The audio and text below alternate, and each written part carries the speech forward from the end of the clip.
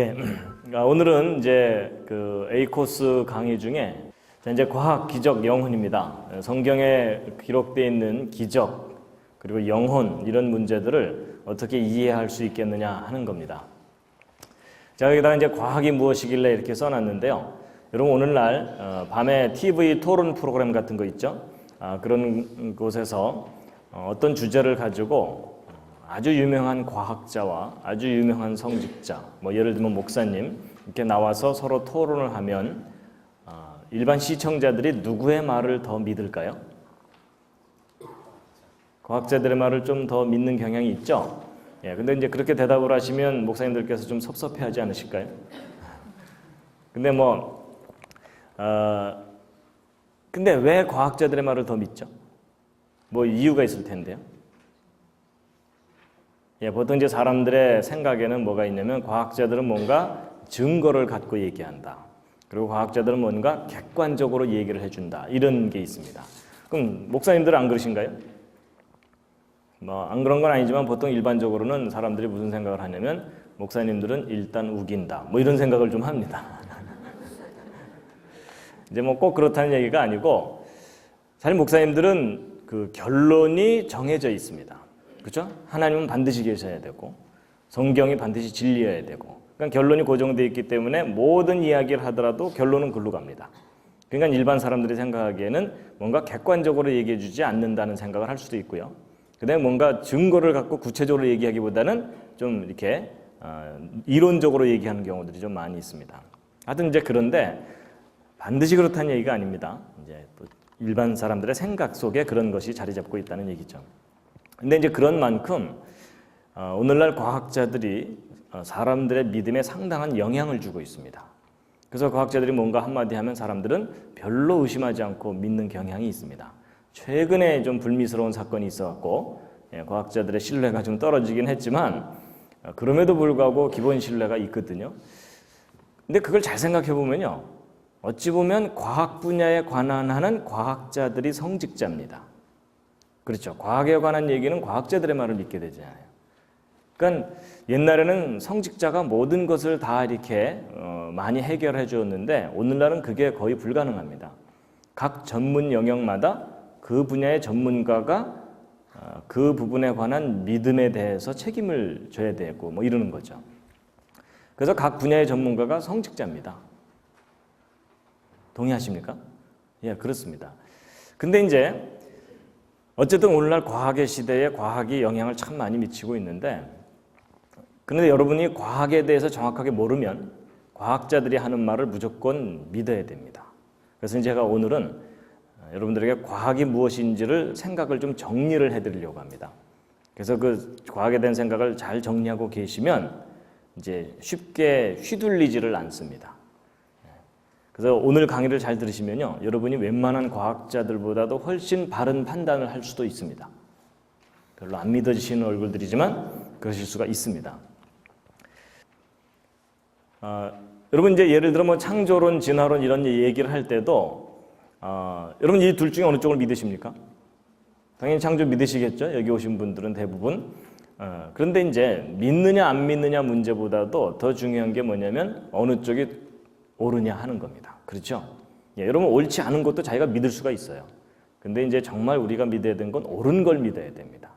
그렇죠? 예, 그래서 이제 보통 어느 쪽이 옳으냐라는 것을 이야기할 때 과학적 합리성을 많이 따집니다. 어느 쪽이 더 과학적이냐 하는 거죠. 그래서 이제 과학이라는 기준을 가지고 교과서의 진화론과 성경의 창조론 둘 중에 어느 쪽이 더 과학적이고 옳겠느냐 할 때 보통 일반 사람들은 왼쪽으로 기울어질 거라고 많이 생각합니다. 그렇죠? 예. 심지어 기독교인들조차도 성경이 더 과학적이다 이렇게 생각하지 못하는 경향이 있습니다. 그래서 믿음과 과학은 서로 좀 관계가 없을 거다 내지는 서로 반대가 될 거다 심지어 그렇게 생각하기도 합니다. 근데 이제 현실은요. 교육계든 과학계든 진화론만 인정하는 분위기입니다. 그렇죠? 이런 와중에 성경의 창조가 더 과학적이다 이렇게 주장하는 과학자는 사이비 과학자 취급을 받습니다. 맞죠?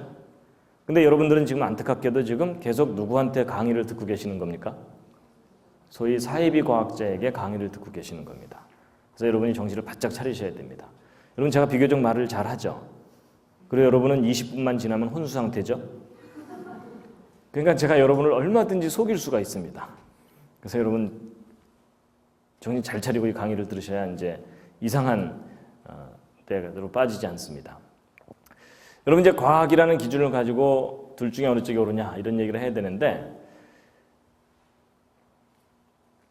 여러분 그 길이를 재려면 자가 반듯해야 됩니다. 맞는 얘기죠? 마찬가지로 어느 쪽이 더 과학적이냐 이런 걸 이야기하려면 과학이라는 기준이 반듯해야 됩니다.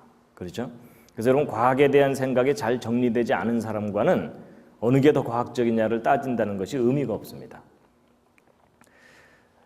여러분 이제 과학이 무엇이냐 하는 건데요. 요즘은 이제 과학이라는 용어가 상당히 영향력이 있기 때문에 뭐 인문과학, 사회과학 이러면서 뒤에다 과학자 붙이는 게 유행인데 이제 제가 말하는 과학은 물질 세계를 다루는 자연과학이라는 좀 좁은 의미의 과학으로 제가 저 용어를 쓸 겁니다. 근데 여러분 과학이 뭐죠? 옆에 있는 분과 한번 상의해 보시기 바랍니다. 갑자기 막막해지시죠? 그렇죠? 네. 근데 과학이 뭡니까? 제가 설명드리기 전에 여러분이 과학이 무엇이라고 생각하고 계셨습니까? 가끔 이제 과학이 뭐냐 그러면 어떤 분들은 침대요 뭐 이러는 경우가 있습니다.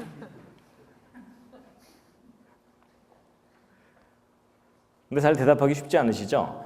예, 뭐 아인슈타인을 만나서 과학이 뭐냐 이렇게 물어봐도 이게 쉽게 대답하기가 어렵습니다. 여러분 과학이 뭐냐고 물어보는 건 사과가 뭐냐고 물어보는 걸 대답하는 것과 비슷합니다. 여러분 사람이 무언가를 인식할 때 종합적 인식이 있고 분석적 인식이 있습니다. 여러분 동양 사람들은 어느 쪽 인식이 강하겠습니까? 종합적 인식이요. 그렇죠? 이게 뭐냐면 전체를 한꺼번에 파악하려는 경향이고 그 다음에 분석적 인식은 좀 나누어서 생각해 보는 거거든요. 그래서 보통 사과가 뭐냐 이렇게 물어보면 사람들 대답 쉽게 못합니다. 아 그거 아니야 그거 이렇게 대답합니다. 근데 이제 사과가 뭐냐는 것을 분석적으로 이제 인식을 한다는 건 이런 겁니다. 둥글고 빨갛고 맛이 시고 뭐 이런 거 있죠.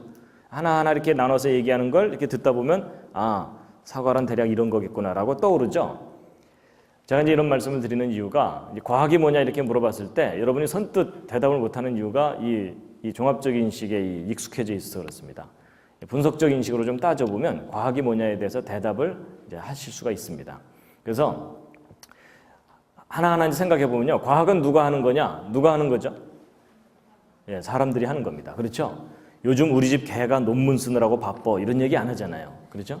인간만의 착각인지 모르지만 이제 과학은 인간이 연구를 하는 건데 근데 모든 인간이 다 과학을 연구하는 게 아니고요. 제정신을 가진 인간 이렇게 단서가 붙습니다. 그렇죠? 예. 그다음에 이제 과학은 무엇을 대상으로 연구하는 거냐면 넓게 얘기하면 우주를 대상으로 연구하는 거지만 거기에 제한 조건이 있습니다. 뭐냐?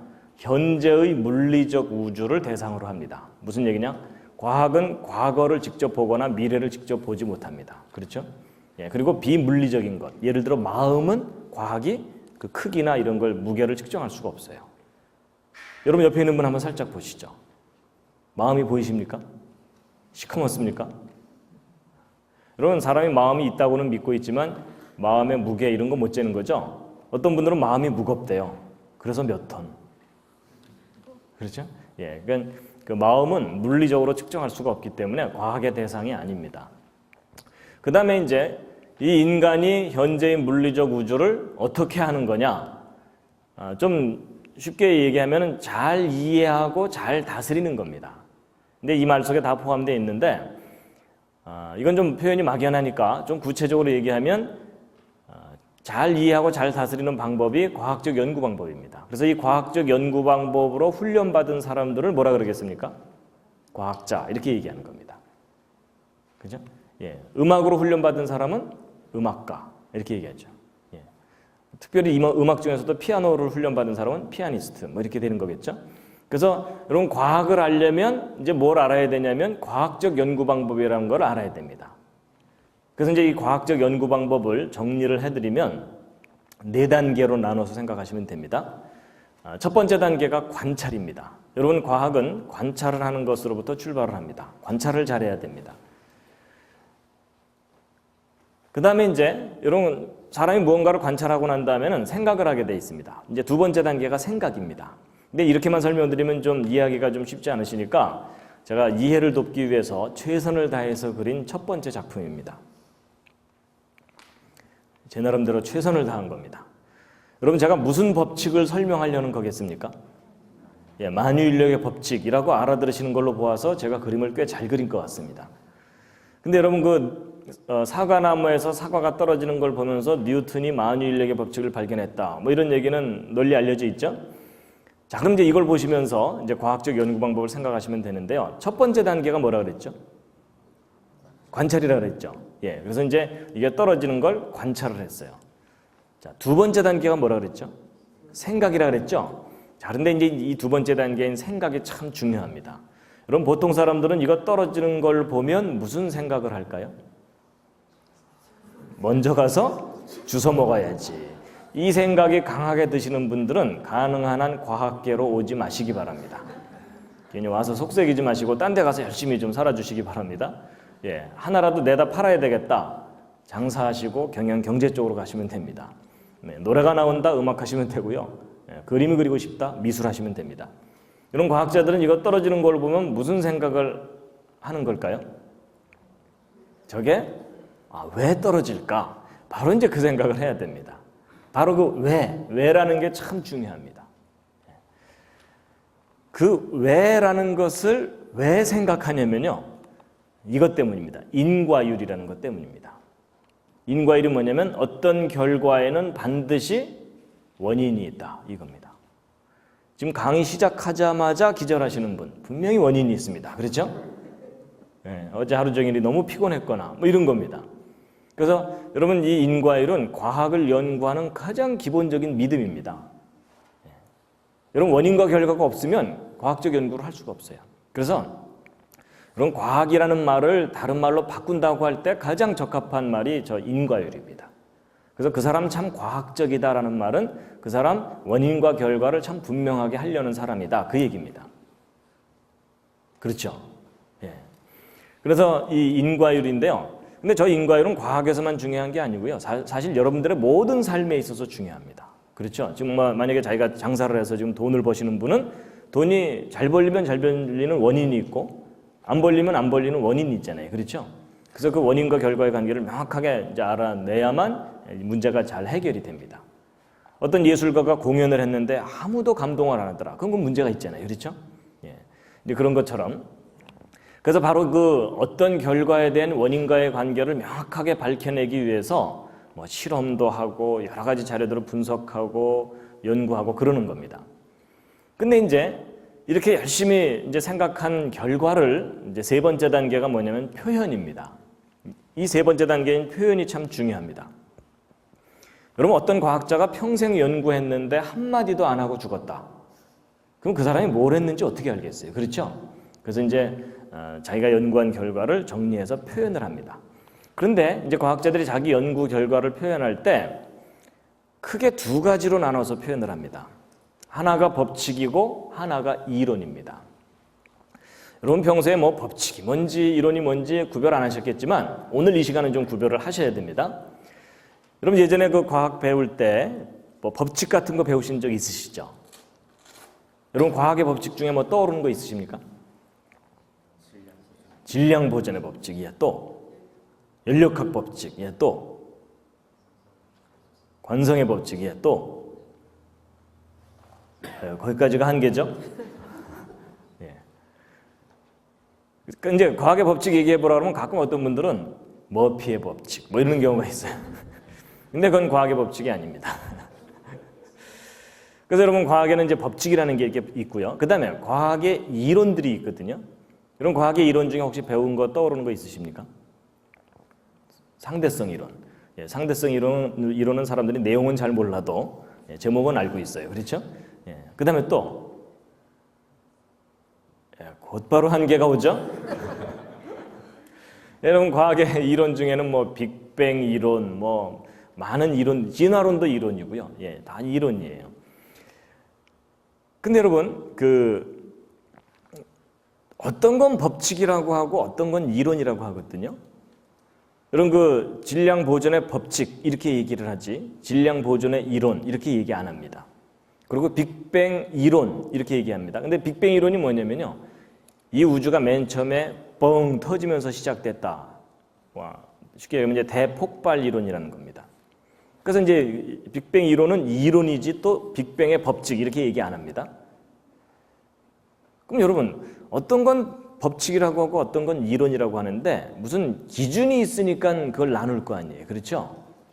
근데 그 기준을 여러분이 정확하게 아셔야 됩니다. 그게 뭐냐면 그게 바로 실험적인 증명입니다. 실험적인 증명. 저걸 쉽게 얘기하면 언제라도 다시 확인할 수 있고 눈으로 그리고 예외가 없을 때 그걸 법칙이라고 합니다. 그래서 여러분 이거 보세요. 이거 놓으면 떨어지고 놓으면 떨어지고 하루 종일 놔도 하루 종일 떨어지죠. 여러분 우리 생각에 얘를 하루 종일 놓으면 얘가 미안해서라도 한 번은 옆으로 가줘야 되잖아요. 그렇죠? 근데 이상하게도 얘는 하루 종일 놓으면 하루 종일 떨어지거든요. 언제나 똑같은 결과가 관찰되고 예외가 없다. 무슨 법칙입니까 이게? 만유인력의 법칙, 무슨 중력의 법칙, 이게 법칙입니다. 근데 이제 이론은 뭐냐? 이론은 뭐냐면요. 재관찰이 가능할 수도 있지만 예외가 있거나 아예 재관찰이 불가능한데 합리적인 설명, 이것을 이론이라고 합니다. 그래서 여러분 예를 들어 빅뱅 이론이 이 우주가 맨 처음에 뻥 터지면서 시작됐다는 이론이거든요. 근데 여러분 그 이론의 제일 큰 약점이 뭘까요? 뭐겠습니까? 뭐냐면 네가 봤어? 이러면 할 말이 없어요. 맞죠? 여러분 이 우주가 맨 처음에 뻥 터지면서 시작됐다 그러는데 그걸 본 사람이 어디 있어요? 그러니까 그건 다시 관찰할 수가 있어요? 없어요? 다시 관찰할 수가 없는 거예요. 그래서 빅뱅은 이론입니다. 그러니까 여러분 보세요. 그렇게 본다면 법칙과 이론 둘 중에 어느 쪽이 더 확실한 겁니까? 당연히 법칙이 확실한 겁니다. 그리고 법칙은 예외가 없고 항상 그렇기 때문에 이 법칙은 단정할 수 있는 게 법칙이에요. 그래서 이 법칙은 그 문장 끝을 어떻게 표현할 수 있냐면 무엇이다 라고 표현할 수 있는 게 법칙입니다. 그래서 여러분 이거 놓으면 떨어질 거리예요? 아니면 떨어진다예요? 떨어진다죠? 예, 그건 우리가 단정할 일 일입니다. 증명이 가능하니까. 근데 이 이론은 단정을 못해요. 그래서 이 이론은 뭐라고 표현해야 되겠습니까? 무엇일 것이다 이렇게 표현해야 됩니다. 그래서 여러분 빅뱅 이론은 이 우주가 맨 처음에 뻥 터졌다일까요? 터졌을 것이다일까요? 터졌을 것이다. 이게 정확한 표현입니다. 이해가 되시죠? 근데 여러분 저거 두 개 구별하는 일이 너무너무 중요합니다. 사람들이 보통 저거 구별 잘 할까요? 못할까요? 못하거나 일부러 안 해요. 그렇죠? 여러분들도 평소에 살았던 것을 돌이켜보시기 바랍니다. 그렇죠? 확실하지도 않은 걸 확실하다고 우긴 적 많으시죠? 예. 예. 그래서 문제가 이제 많이 생깁니다. 그래서 여러분 이 둘을 이제 구별을 잘 해야 되는데 여러분 저게 무슨 과학 이야기고 여러분과 별로 상관없는 이야기 같아 보이지만 여러분 바로 저거 두 개 구별 못하는 바람에 여러분과 제가 지금 심히 고생하고 있는 거 아십니까? 기억 안 나세요? 여러분 인간이 타락하게 됐을 때 제일 처음 그 하와가 저거 두 개 헷갈린 겁니다. 여러분 하나님이 선악을 알게 하는 나무의 실과는 먹지 말아라. 내가 먹는 날에는 반드시 죽는다. 정령 죽으리라. 네가 반드시 죽는다 하고 이다라고 말씀을 하셨어요. 그렇죠? 근데 그 하와가 헷갈려갖고 뭐라 그랬어요? 죽을까 하노라 이랬죠? 여러분 죽을까 하노라는 의미가 뭐예요? 안 죽을 수도 있다 그 얘기죠? 죽을 수도 있고 안 죽을 수도 있다는 얘기는 그 표현이 뭐예요? 이다가 아니고 일 것이다입니다. 그렇죠? 여러분 그거 두 개 구별 못하는 바람에 지금 여러분과 제가 지금 이렇게 망가져서 사는 겁니다. 그러니까 이게 얼마나 중요한 건지 아시겠죠? 그렇죠? 예. 그래서 저거 두 개 구별하셔야 되고요. 저걸 실제 이제 여러분 이제 성경 공부하시고 그러니까는 성경 공부에 적용시켜 보면 이제 이런 겁니다. 사람들이 많이 실수하는 게 뭐냐면요. 여러분 성경에는 하나님의 말씀이 이다라고 기록되어 있습니다. 그렇죠? 살인하지 말라 이렇게 돼 있잖아요. 예. 근데 성경 말씀 중에는 어려운 말씀들도 있잖아요. 그 말씀이 잘 이해가 안 가니까 사람들이 나름대로 해석해 놓은 게 뭐예요? 요 구절은 이런 뜻일 것이다라고 해석을 해 놓은 겁니다. 그러면 이다라는 말씀과 일 것이다라는 해석 중에 틀린다면 어느 쪽이 틀리겠어요? 예, 틀릴 가능성은 얼마든지 일 것이다가 틀릴 수가 있죠. 그렇죠? 그럼 언제라도 우리는 이 일 것이다라는 해석을 포기할 마음을 갖고 있어야 돼요. 근데 이제 이 해석이 너무나 마음에 들어, 자기 마음에. 그래서 이 해석의 관점에서 성경을 다시 들여다봤더니 성경이 틀려 보이는 거예요. 그럴 수 있죠. 그게 이제 많은 사람들이 실수하는 경우입니다. 그래갖고 자기 해석을 가지고 성경을 들여다보니까 이 성경은 사실 그대로가 아닌 것 같아 이럴 경우가 있거든요. 근데 그게 가장 큰 실수입니다. 여러분 성경의 기록은 안 변합니다. 근데 사람의 해석은 시대마다 변합니다. 그래서 변하지 않는 것을 우리가 붙잡아야 됩니다. 하여튼 저는 그렇게 생각을 합니다. 자, 그래서요, 여러분 이 법칙과 이론의 차이는 아무리 강조해도 지나치지가 않는데요. 이 둘 차이를 이제 쉽게 비교를 해서 설명드리면 이런 겁니다. 올림픽에서 금메달과 은메달의 차이다 이렇게 보시면 됩니다. 여러분 과학의 법칙은 금메달이고 이론은 은메달입니다. 예를 들어 이런 겁니다. A라는 나라와 B라는 나라가 메달 경쟁을 한다고 치자고요. A라는 나라, 부자 나라예요. 선수단 수백 명을 전세 비행기에 태워서 호합판으로 왕창 보냈어요. 그런데 똘똘한 놈이 한 놈도 없는 바람에 금메달은 하나도 못 따고 은메달만 100개를 땄어요. B라는 국가, 너무너무 가난한 나라예요. 맨발의 청춘 하나 딸랑 화물선에 태워서 보냈어요. 근데 이 청춘이 마지막 날 마라톤에서 죽어라고 뛰어갖고 1등을 해갖고 금메달을 땄어요. 은메달은 없겠죠? 근데 여러분 이 두 나라 메달 경쟁에서 어느 나라가 앞섭니까? B인 거 아시죠? 그렇죠? 이게 무슨 얘기냐면 은메달이 아무리 많아도 금메달 하나만 못하다 그 얘기죠? 근데 그게 바로 과학에서 법칙과 이론의 가치의 차이입니다. 여러분 어떤 이론이 아무리 그럴듯하고 멋있고 훌륭하고 수많은 사람이 그 이론을 믿어도 기존의 법칙에 어긋나면 그 이론은 과감하게 버려야 돼요. 아니면 처음부터 그 이론을 다시 한번 확인해 보든가. 그래서 법칙에 근거해서 이론을 평가하는 것이 합리적이고 이론에 근거해서 법칙이 틀렸네 어쩌네 이러는 사람을 만나거든 잘 돌봐드리시기 바랍니다. 동의하십니까? 맞죠? 예, 제가 특별히 뭐 우기는 거 없죠? 예, 그래서 여러분 이 둘의 우선순위가 바뀌면 판단이 거꾸로 나옵니다. 그래서 저거 두 개를 구별하셔야 됩니다. 그래서 확실한 것으로부터 확실하지 않은 것을 판단하는 것, 이게 옳은 생각입니다.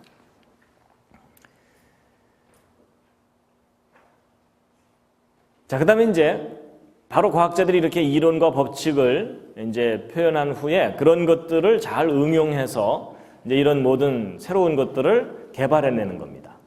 근데 일반 사람들은 이론이 뭔지 법칙이 뭔지 아무 관심 없습니다. 휴대폰이나 새 거 빨리 만들어내라 이러면서 살고 있는 겁니다. 그래서 이제 과학자들은 이론과 법칙을 발견하는 데 상당한 보람을 느끼고 일반 사람들은 이런 결과를 누리는데 이제 기쁨을 느끼고 이제 그러는 겁니다. 그게 이제 바로 다스림의 영역이죠. 자, 그래서 여러분 제가 지금 과학에 대해서 쭉 이렇게 정리를 해드렸는데 그래서 과학이 뭐죠? 하여튼 우리는 정리가 잘 안 된다는 게 여러분 이렇게 생각하시면 됩니다. 예를 들어 이제 여러분 막 이제 어디 갈라 그러는데 뭐 초등학생이나 중학생 되는 아이가 딱 가로막고서 과학이 뭐예요? 이렇게 물어봤을 때 적어도 한마디는 하고 가셔야 되잖아요. 그렇죠? 야 바빠 임마 이러면 안 되잖아요. 그냥 이제 과학이 뭐냐 이렇게 물어보면은 뭐라고 대답하셔야 된다고요? 얘야 과학이란 제정신을 가진 인간이 현재의 물리적 우주를 잘 이해하고 다스리는 거란다. 근데 그걸 제대로 잘 다스리려면은 과학적 연구 방법에 따라서 해야 된단다. 첫 단계가 관찰이란다. 이렇게 얘기를 하면 여러분 그 아이가 눈빛이 달라지면서 여러분을 존경하기 시작할 겁니다. 아, 좀 뭔가를 아시는 분이구나 이러면서. 자, 여러분 제가 이제 과학을 이렇게 정리하는 이유가요. 그 뒤에 더 중요한 얘기를 하려면 이제 이게 정리가 돼야 되기 때문에 이제 해드리는 겁니다. 지루하시더라도 좀 들어주셔야 됩니다. 그 다음에 이제 한두 가지 그냥 짚고 넘어갈 게 뭐냐면요. 여러분 과학 연구를 왜 그렇게 열심히 하느냐? 가장 고상한 대답은 진리 탐구입니다. 보편적인 대답은 행복을 위해서 이제 하는 건데요. 근데 여러분 예전에 인간만 행복하면 된다고 우겼는데 요즘은 이제 환경과 생명체 주변이 다 중요하다는 공존의 논리가 생겼죠. 그런데 그럼 과학이 발전하면 편리함이 얻어집니까? 평안함이 얻어집니까? 편리함이 얻어지죠. 근데 여러분 행복하려면 편리함이 필요합니까? 평안함이 필요합니까? 둘 다 필요합니다. 그렇죠? 예. 여러분, 오늘 집이 머신 분, 이 강의 들으려고 집에서부터 걸어오셨다. 행복하시겠어요? 그래서 여러분, 사람이 너무 고상하다 보면 이 마음의 평안만 중요하다고 생각하는데 아닙니다. 여러분, 몸이 편한 것도 중요한 겁니다. 그래서 여러분, 마음도 평안하셔야 되지만 돈도 많이 버셔야 됩니다. 아니라고 생각하시는 분들은 돈을 저 다 주시기 바랍니다. 그래서 우리가 여러분, 하나님이 창조하신 모든 영역이 다 중요합니다. 그래서 둘 다를 우리가 누려야 되는데, 근데 이제 문제는 이겁니다. 이 편리함을 얻기 위해서는 과학을 발전시켜야 된다는 걸 너무나 사람들이 잘 알아요. 그렇죠? 그런데 문제는 이 평안함을 얻기 위해서는 무엇을 어떻게 해야 되는지를 오늘날 현대인들이 다 잃어버렸어요. 그렇죠? 그래서 몸은 여러분이나 저는 지금 옛날의 왕들에 비하면 너무나 많은 걸 누리고 살고 있습니다. 그렇죠? 근데 우리 마음이 그렇게 편안하지가 않습니다. 그래서 우리가 이 둘 다를 이제 누려야 되는데, 문제는 현대인들이 이 편리함에 너무 집착하다가 평안함을 다 잃어버려서 이제 심각한 문제이죠.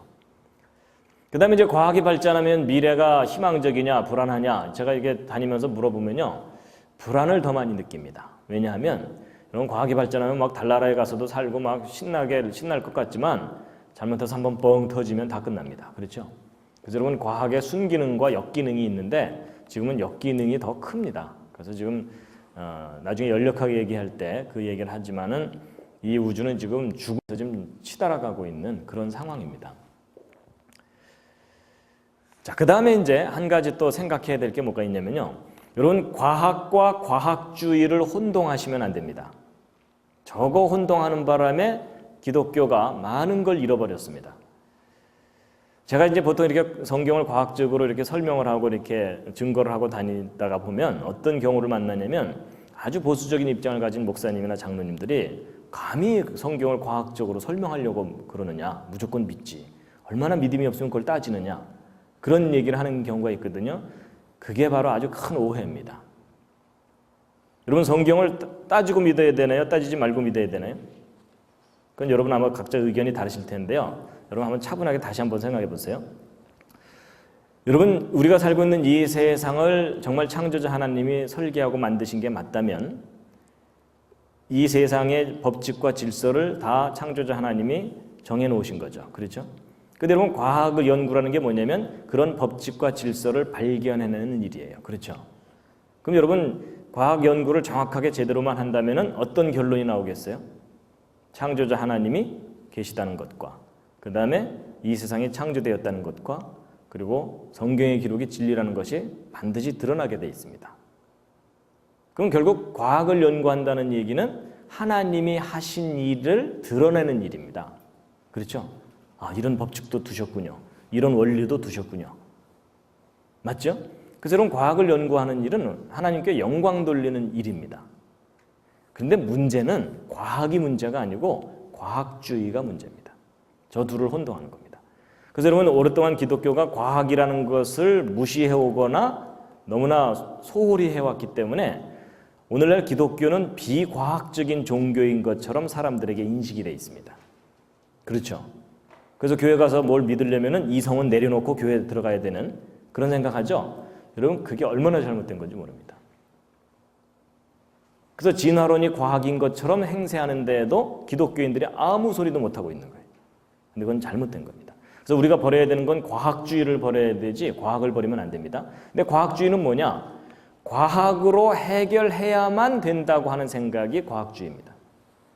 과학으로 해결할 수 없는 것까지도 과학으로 해결해야 된다는 생각이 과학주의입니다.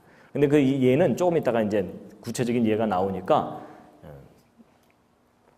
그래서 여러분, 과학은요, 하나님이 인간에게 누리도록 창조하신 수많은 영역 중에 하나입니다.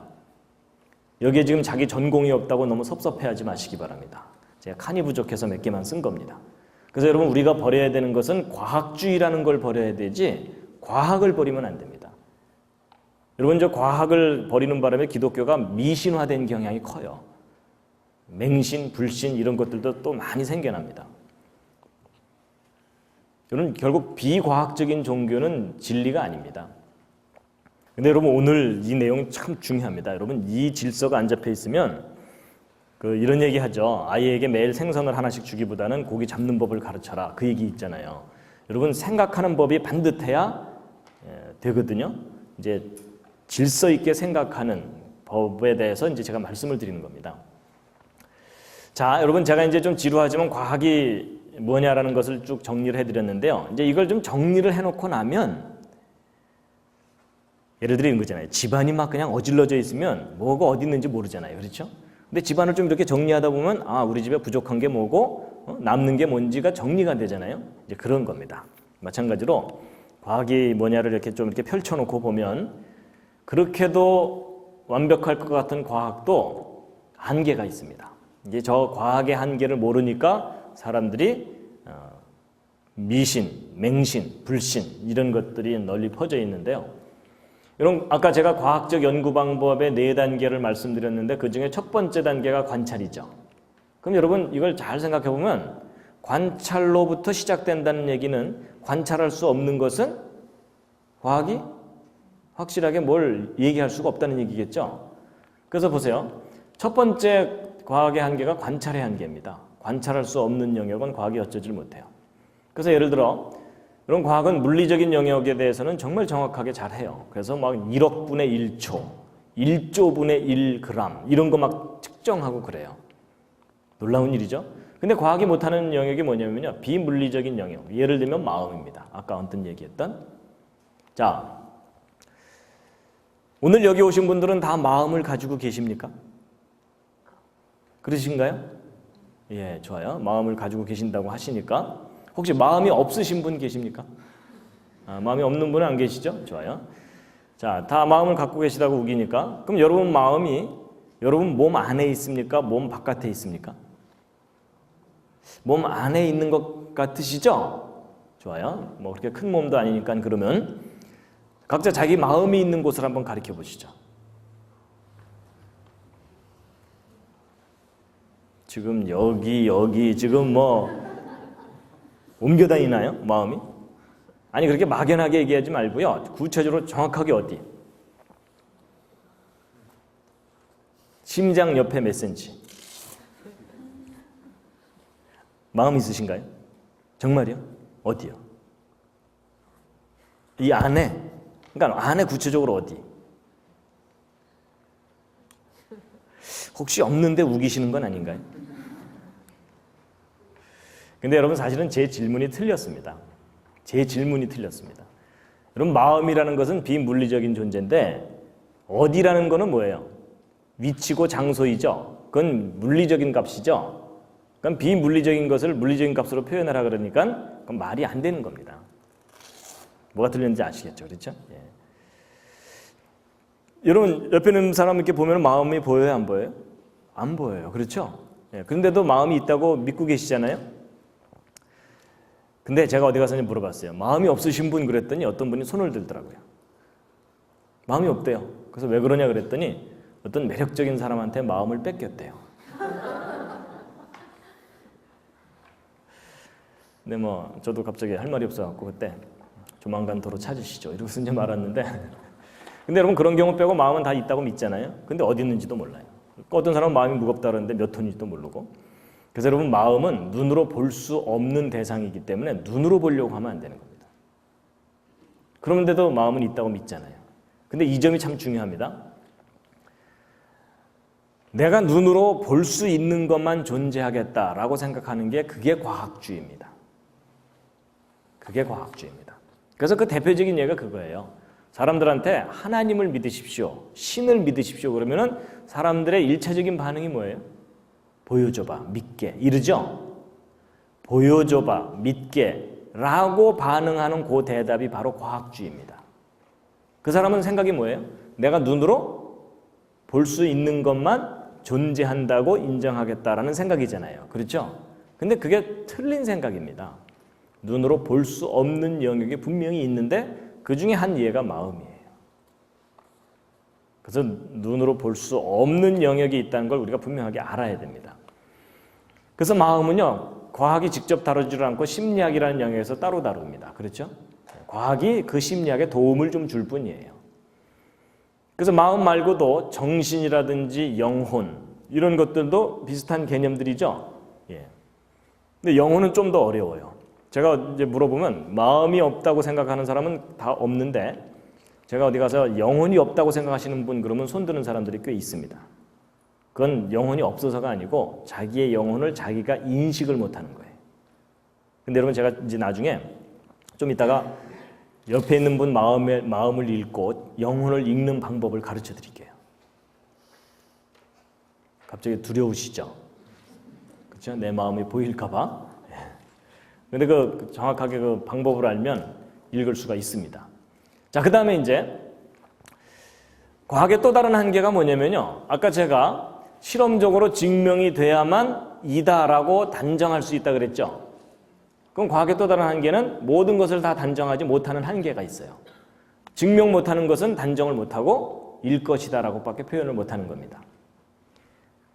그래서 이제 여러분 증명을 한다는 얘기는 다시 관찰할 수 있어야 된다는 얘기인데 다시 관찰할 수 없는 딱 한 번밖에 일어나지 않는 사건들은 증명을 못하게 돼 있습니다.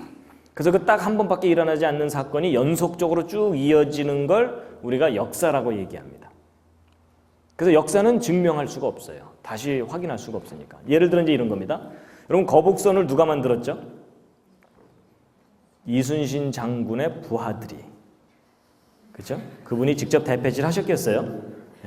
근데 이제 우리는 이제 대표성을 갖고 이순신 장군이 거북선을 만들었다 이렇게 얘기하는데 근데 여러분 이순신 장군이 거북선을 만들었다는 걸 여러분이 어떻게 이렇게 확신을 하세요? 직접 보셨어요? 아니죠? 그럼 여러분이 그걸 어떻게 해? 결국 잘 생각해 보면 역사의 기록을 믿는 겁니다. 그렇죠? 여러분 역사는 기록에 대한 믿음이지 사실을 직접 눈으로 확인하는 게 아니에요. 역사는 거대한 믿음의 영역입니다. 근데 이제 한국에서 살면서 이순신 장군이 거북선 안 만들었을 걸 이러고 돌아다니면 돌 맞아요. 그렇죠? 네. 그런데 예를 들면 이런 게 있어요. 여러분 그 삼국시대 그 우리나라 역사 중에 고구려 백제 신라 삼국시대라는 거 배우셨잖아요.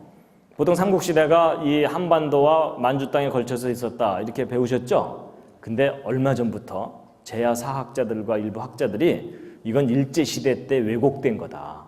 우리의 진짜 삼국시대는 이런 게 아니었다. 우리 진짜 삼국시대는 이런 상태였다는 거예요. 심히 마음에 드시죠? 그래서 여러분 이 중국 본토가 백제의 주무대였고 그 다음에 만주, 한반도 해서 이 넓은 영역이 우리 진짜 삼국시대였다는 거예요. 근데 일제시대 때 그냥 우리 역사하고 중국 역사를 몽땅 다 왜곡시켜 있는 바람에 우리가 이렇게 오그라들었다. 이렇게 된 거예요. 아마 이 오른쪽 이야기 처음 들으시는 분들은 기분은 좋은데 황당하다. 이런 생각 드실 거예요. 그렇죠? 네. 근데 여러분 어쨌든 이 둘 중에 어느 쪽이 우리 진짜 역사입니까? 지금 여러분의 심정으로는 오른쪽입니다. 그렇죠? 근데 여러분이 그동안 배운 지식으로는 왼쪽이죠? 근데 정말 어느 게 우리 역사예요? 그건 아무도 확인할 수가 없어요. 여러분 이 오른쪽 이야기 황당해 보이지만요. 저걸 주장하는 사람들이 아주 구체적인 근거들을 제시를 하거든요. 근데 그렇게 읽다 보면은 정말 그랬겠네 이런 생각이 들어요. 결국 무슨 얘기냐면 오른쪽을 주장하는 사람은 오른쪽에 대한 근거를 갖고 믿는 거고요. 왼쪽을 주장하는 사람들은 왼쪽에 대한 근거를 갖고 믿는 겁니다. 결국 둘 다 뭐예요? 믿음의 대상입니다. 그렇죠?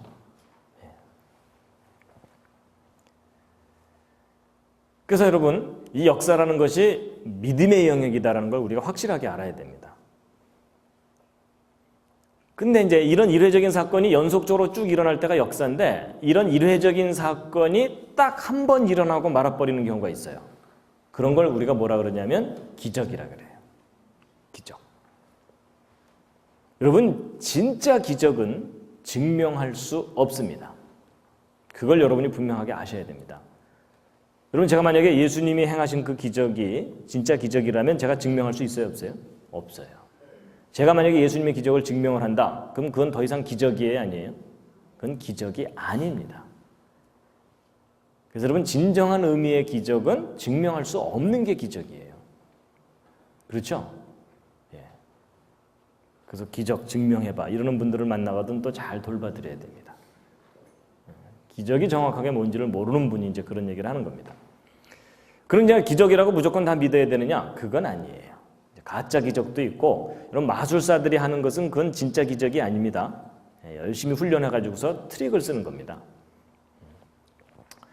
자, 그런데 이제 우리가 기적에 대해서 이제 오해하고 있는 부분이 하나 있어서 그걸 이제 말씀드릴 텐데요. 여러분 보통 뭐 성경을 보면 예수님이 물을 걸어가시고 물로 포도주를 만드시고 이런 내용 나오잖아요. 근데 그런 기적은 과학적인 현상입니까? 비과학적인 현상입니까? 비과학적이다. 그렇게 알고 계시죠?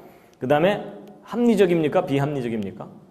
비합리적이고 비논리적인 것이다 라고 생각하시죠? 그래서 여러분이 성경의 그 기적을 정확하게 이해를 못하실 수가 있습니다. 여러분 기적 중에도 과학적이고 합리적이고 논리적인 기적이 있을 수가 있습니다. 제가 그것을 설명드리기 위해서 최선을 다해서 그린 두 번째 작품입니다. 이번엔 좀 훨씬 괜찮아졌습니다. 훨씬 세련되졌죠? 예. 제목은 개미와 바퀴벌레와 메뚜기입니다. 그럼 제가 개미, 바퀴벌레, 메뚜기를 나름대로 그린 건데요. 여러분 차원 이야기를 좀 하려고 합니다. 여러분 수학에서 차원 얘기 하잖아요. 1차원, 2차원, 3차원 얘기하는데 여러분 직선은 몇 차원이죠? 이게 1차원입니다. 선은, 그다음에 면은, 평면은 2차원, 그다음에 공간은 3차원.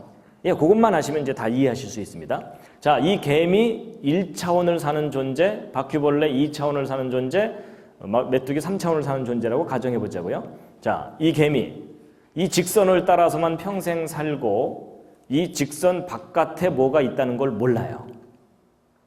1차원이죠? 그 다음에 바퀴벌레, 방바닥만 돌아다니다 끝나요. 공간이 있다는 걸 몰라요. 예. 그 다음에 이제 메뚜기, 펄쩍펄쩍 뛰면서 3차원을 자유롭게 살아요. 그렇다고 하자고요. 예. 자, 이 개미 무신론 개미입니다.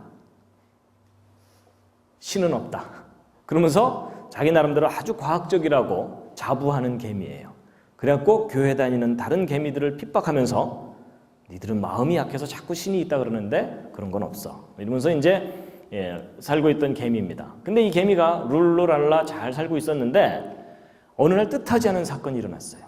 바퀴벌레 한 마리가 자기 앞을 쓱 지나간 거예요. 이 개미가 놀랬겠어요? 안 놀랬겠어요? 놀랬어요. 왜냐하면 뭔가가 자기 차원으로 쑥 들어왔다가 사라졌잖아요. 그렇죠? 근데 이 개미는 이제 워낙 이성이 강했기 때문에 내가 어떻게 잠을 잘못 자서 헛걸받는가 보다. 이러고서 그냥 지나가 버렸어요. 근데 이 바퀴벌레가 한 번만 지나갔으면 별일 없었을 텐데 며칠 후에 또 한 번 앞으로 지나간 거예요. 여러분 이 개미가 진짜 놀랬겠어요? 안 놀랬겠어요? 이번엔 진짜 놀랐어요. 왜냐하면 자기가 한 번 본 거면 잘못 본 건데 두 번이나 계속 봤기 때문에 지난번 본 게 잘못 본 게 아니에요. 그렇죠? 그래서 이 개미가 가만 생각해 봤더니 자기가 지금 기적을 본 거예요. 왜냐하면 여러분 이 개미는 A 지점에 존재하다가 B 지점으로 이동하려면 이 중간을 지나가야만 되죠. 근데 제3의 어떤 존재가 나타나가지고서 A 지점에 나타났다가 중간에서 전혀 관찰되지 않다가 B 지점에서 다시 나타났죠. 개미한테는 이게 가능해요? 불가능해요? 불가능해요. 근데 이 바퀴벌레가 그걸 했잖아요. 자기가 지금 뭘 본 거예요? 기적을 본 거예요. 이 개미가 너무너무 놀라갖고 이런 기적을 일으킬 수 있는 분은 누구다? 신이다. 그래가지고 이 개미가 드디어 자기가 신을 만났다고 생각한 거예요. 그래갖고 이 개미가 두 번째 바퀴벌레가 나타난 날 방탕했던 과거를 청산하고 신앙을 가진 개미가 된 거예요. 그래서 신은 존재한다. 내가 만났다. 이러면서 그 다음부터 막 전도를 다니면서 다 다른 개미들을 막 전도를 한 거예요. 그래갖고 이 개미가 점점 그 신앙이 경건해지면서 그 신앙이 발전을 했는데 무슨 신앙으로까지 발전했을까요? 재림 신앙으로 발전한 거예요. 언젠간 다시 오실 거다 이러면서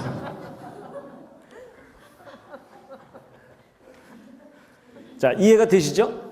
자, 근데 이제 이 바퀴벌레는 자기가 개미에게 신적인 존재가 되어 있는 줄도 모르고 방바닥만 돌아다니면서 부지런히 살고 있었어요. 근데 이 바퀴벌레에게도 똑같은 일이 벌어진 거예요. 뭐냐? 메뚜기 한 마리가 자기 차 안으로 들어와서 잠시 지냈는데 얼마나 놀랬겠어요. 그렇죠? 이분이 어디서 오셨다가. 근데 이제 어느 날 또 사라졌어요. 뛴 거죠. 그렇죠? 그래서 아니 이분이 어디 가셨지? 뭐 그랬지만 또 뭐 바쁘니까. 그래가지고 그냥 살고 있었는데 다시 메뚜기가 다시 나타났죠. 놀랬겠죠. 그래서 이 바퀴벌레도 어떻게 했을 것 같습니까? 방탕했던 과거를 청산하고 이 메뚜기를 신으로 모시고 잠시 가르침을 주시옵소서 이러면서 살다가 또 뛴 거예요. 그래갖고 이 바퀴벌레도 그 신앙이 점점 발전해서 무슨 신앙으로 발전했다고요? 재림 신앙으로 발전한 거예요. 그분이 다시 오셔서 우리를 구원하실 거다 이러면서. 자, 여러분 일단 상황 다 이해하셨죠? 자, 이제 정리를 해보면요. 여러분 이 메뚜기가 볼 때 이 개미가 바퀴벌레를 신으로 모시고 살고 있는 걸 보면 웃겨요, 안 웃겨요? 웃겨요. 그렇죠? 근데 여러분 이 개미는 진지해요, 안 진지해요? 여러분 진지하다 못해 엄숙해요. 그렇죠? 감히 그분의 이름을 함부로 부르지 말아라 이러면서. 여러분 이 메뚜기가 볼 때는 이 모든 상황은 다 당연한 일이고 자기 과학적으로 다 증명하고 설명할 수 있는 내용들이에요. 그런데 이 개미는 이 모든 일들을 다 증명할 수가 없고 너무나 놀라운 일들이에요. 그렇죠? 이게 무슨 얘기냐면 위 차원에서 아래 차원을 보면 당연한데 아래 차원에서 위 차원의 일들을 보면은 다 기적이라는 거예요. 근데 여러분 제가 이런 설명을 드리는 이유가 여러분과 제가 이 개미나 바퀴벌레 같은 상황일 수 있다는 얘기입니다. 무슨 얘기냐면 여러분과 저는 지금 현재 몇 차원을 살고 있냐면 3차원을 살고 있어요. 그래서 공간상에서는 얼마든지 휘젓고 살아요. 그렇죠? 가끔 한 잔 들어가면 다 나와 이러면서 살아요. 그렇죠? 근데 여러분과 제가 뛰어넘지 못하는 차원이 하나 이상 있어요. 그 하나가 시간이에요. 시간. 여러분과 저는 지금 현재 같은 시간에서 함께 살아가고 있어요. 그렇죠? 뭐 제가 이제 한국으로 돌아가면 여러분과 저는 거리는 떨어져 있지만은 언제나 같은 시간을 살아요. 그래서 제가 다시 만약에 여름이나 겨울에 다시 또 오면은 또 만날 수 있고요. 맞죠? 그래서 우리는 같은 시간을 함께 가는 운명이거든요. 여러분 중에 어떤 사람 밉다고 야, 너 좀 뒤로 쳐져서 올래? 이럴 수가 없잖아요. 또 반대로 세상이 싫다고 나 먼저 갈게 이러면서 먼저 앞서갈 수도 없고 같은 시간을 가고 있죠. 근데 우리가 이렇게 같은 시간을 늘 같이 가고 있는데 우리 이상의 차원의 어떤 존재가 우리 과거에도 역사 속에 존재했었다가 갑자기 현실에 딱 나타나갖고 그동안 잘 있었니? 이러다가 잠시 지내다가 나중에 내가 다시 올게? 그러면서 다시 먼 훗날 다시 나타나고 그럴 수도 있겠죠. 근데 그런 것을 우리가 보면은 그건 다 뭐예요? 기적이에요. 근데 그 위차원에서 보면은 뭐예요? 과학이고 상식이라는 거죠. 이해가 되시죠? 근데 여러분 제가 이거 설명드리는 거가 이론적으로만 설명드리는 게 아니고 성경을 보면 이런 장면이 나와요. 어디서 나오냐면 보세요. 요한복음 8장에 예수님께서 2000년 전에 이 땅에 오셨을 때 이스라엘 사람들하고 이렇게 얘기하다가 돌 맞을 뻔한 적이 있으셨어요. 무슨 말을 했냐면 바로 여기인데요. 함께 한번 읽으시겠습니다. 시작. 너희 조상 아브라함은 나의 때 볼 것을 즐거워하다가 보고 기뻐하였느니라. 유대인들이 가로되 네가 아직 50도 못 되었는데 아브라함을 보았느냐. 예수께서 가라사대 진실로 진실로 너희에게 이르노니 아브라함이 나기 전부터 내가 있느니라 하시니 저희가 돌을 들어 치려 하거늘 예수께서 숨어 성전에서 나가시니라. 이해가 되십니까? 저희가 뭐냐면은 예수님이 이스라엘 사람들하고 막 얘기하다가 내가 니네들 조상 아브라함, 뭐 성경은 다른 곳에 보면요 너희 조상 아브라함이 태어나기 전부터 내가 이미 존재하고 있었다 이런 얘기를 한 거예요. 근데 이스라엘 사람들이 저 예수 미쳤다 이렇게 정도 반응을 보인 게 아니고 예수님을 돌을 들어서 쳐 죽이려고 그랬던 거예요. 근데 여러분 왜 쳐 죽이려고 했을 것 같습니까? 여러분 그건 조상 모독죄에 해당됩니다. 그래도 느낌이 잘 안 오시죠? 예를 들어 누군가가 여러분한테 내가 네 할아버지 업어 키웠어 이렇게 얘기하면은 여러분 분노가 일어나시죠? 그렇죠? 그거와 똑같은 얘기를 하는 겁니다. 이스라엘 사람들의 뿌리가 되는 아브라함보다도 할아버지다 이런 얘기를 하는 거니까는 저놈이 우리를 모독하네 이런 거거든요. 그 얘기예요. 근데 이스라엘 사람들이 이해를 못한 거예요. 그게 뭐냐면 여러분 예수님은 2000년 전에 오셨을 때 이게 아브라함이잖아요. 아브라함 전에 창조 때부터 존재했었다 나는. 그러다가 지금 창조 후 너희들과 함께 지금 이제 있기 위해서 잠시 온 거다. 그러다가 또 한동안 내가 안 보일 거다. 근데 마지막 때가 되면 내가 다시 이 세상을 심판하고 또 나를 믿는 자는 구원하기 위해서 올 거다. 얘기를 했어요. 근데 3차원을 살고 있는 사람들한테 이게 이해가 돼야 안 돼요? 이해가 안 돼요. 그래서 우리는 시간 속에 살고 있지만은 이 시간을 뛰어넘는 분이 이 땅에 오셨을 때 그 얘기를 하신 거라는 거예요. 그래서 이제 결국 이제 이런 겁니다. 사람들에게 천국이 있다 이렇게 얘기하면은 보여줘봐 믿게 이러잖아요. 그렇죠? 그건 과학주의적인 생각이에요.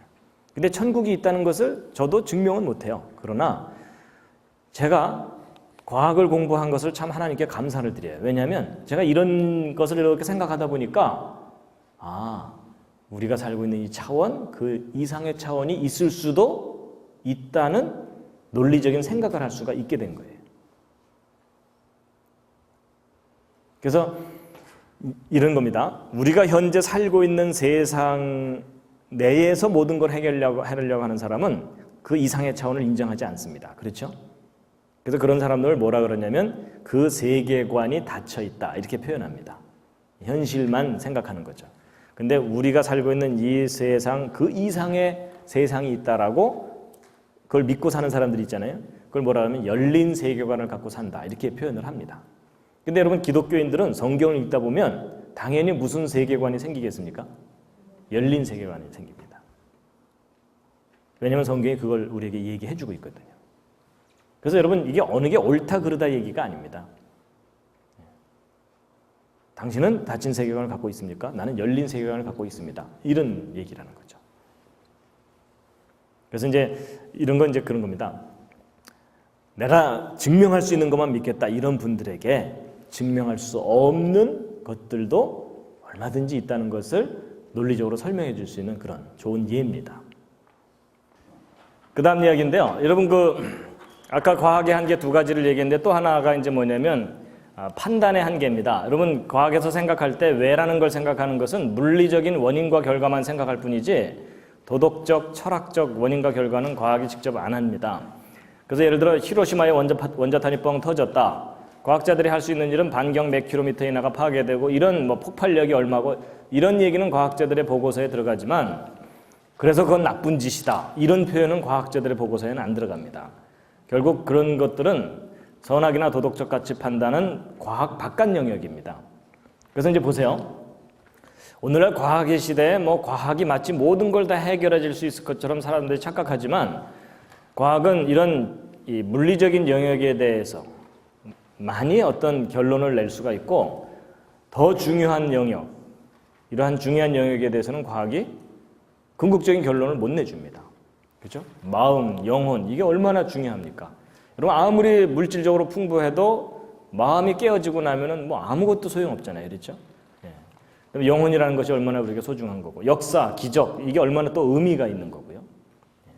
그다음에 도덕이나 선악적 가치 판단 이게 또 얼마나 중요한 영역입니까? 그래서 결국 과학의 한계를 모르는 사람들이 과학 안에서 모든 걸 해결하려다가 망하는 겁니다. 예. 과학 바깥 영역이 있다는 걸 알고 이걸 구별을 해야 된다는 겁니다. 그 다음에 이제 과학 자체에도 한계가 있지만 과학을 연구하는 주체가 인간이기 때문에 인간의 한계가 곧 과학의 한계입니다. 과학자들의 한계가 있는 겁니다. 무슨 얘기냐면 과학자들은 전지전능하지 않습니다. 그렇죠? 모든 걸 다 알지 못합니다. 여러분 혹시 제가 전지전능해 보이십니까? 혹시 그렇게 봐주신다면 제가 교주를 해드릴 용의가 있습니다. 근데 여러분 인간은 절대로 전지전능하지 않고 영생불멸하지도 않고요. 그러니까 과거나 미래도 모르고요.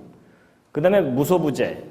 여러분 인간은 기껏해야 지금 지구상에서 바글바글 살고 있는 겁니다. 우주 전체를 모릅니다.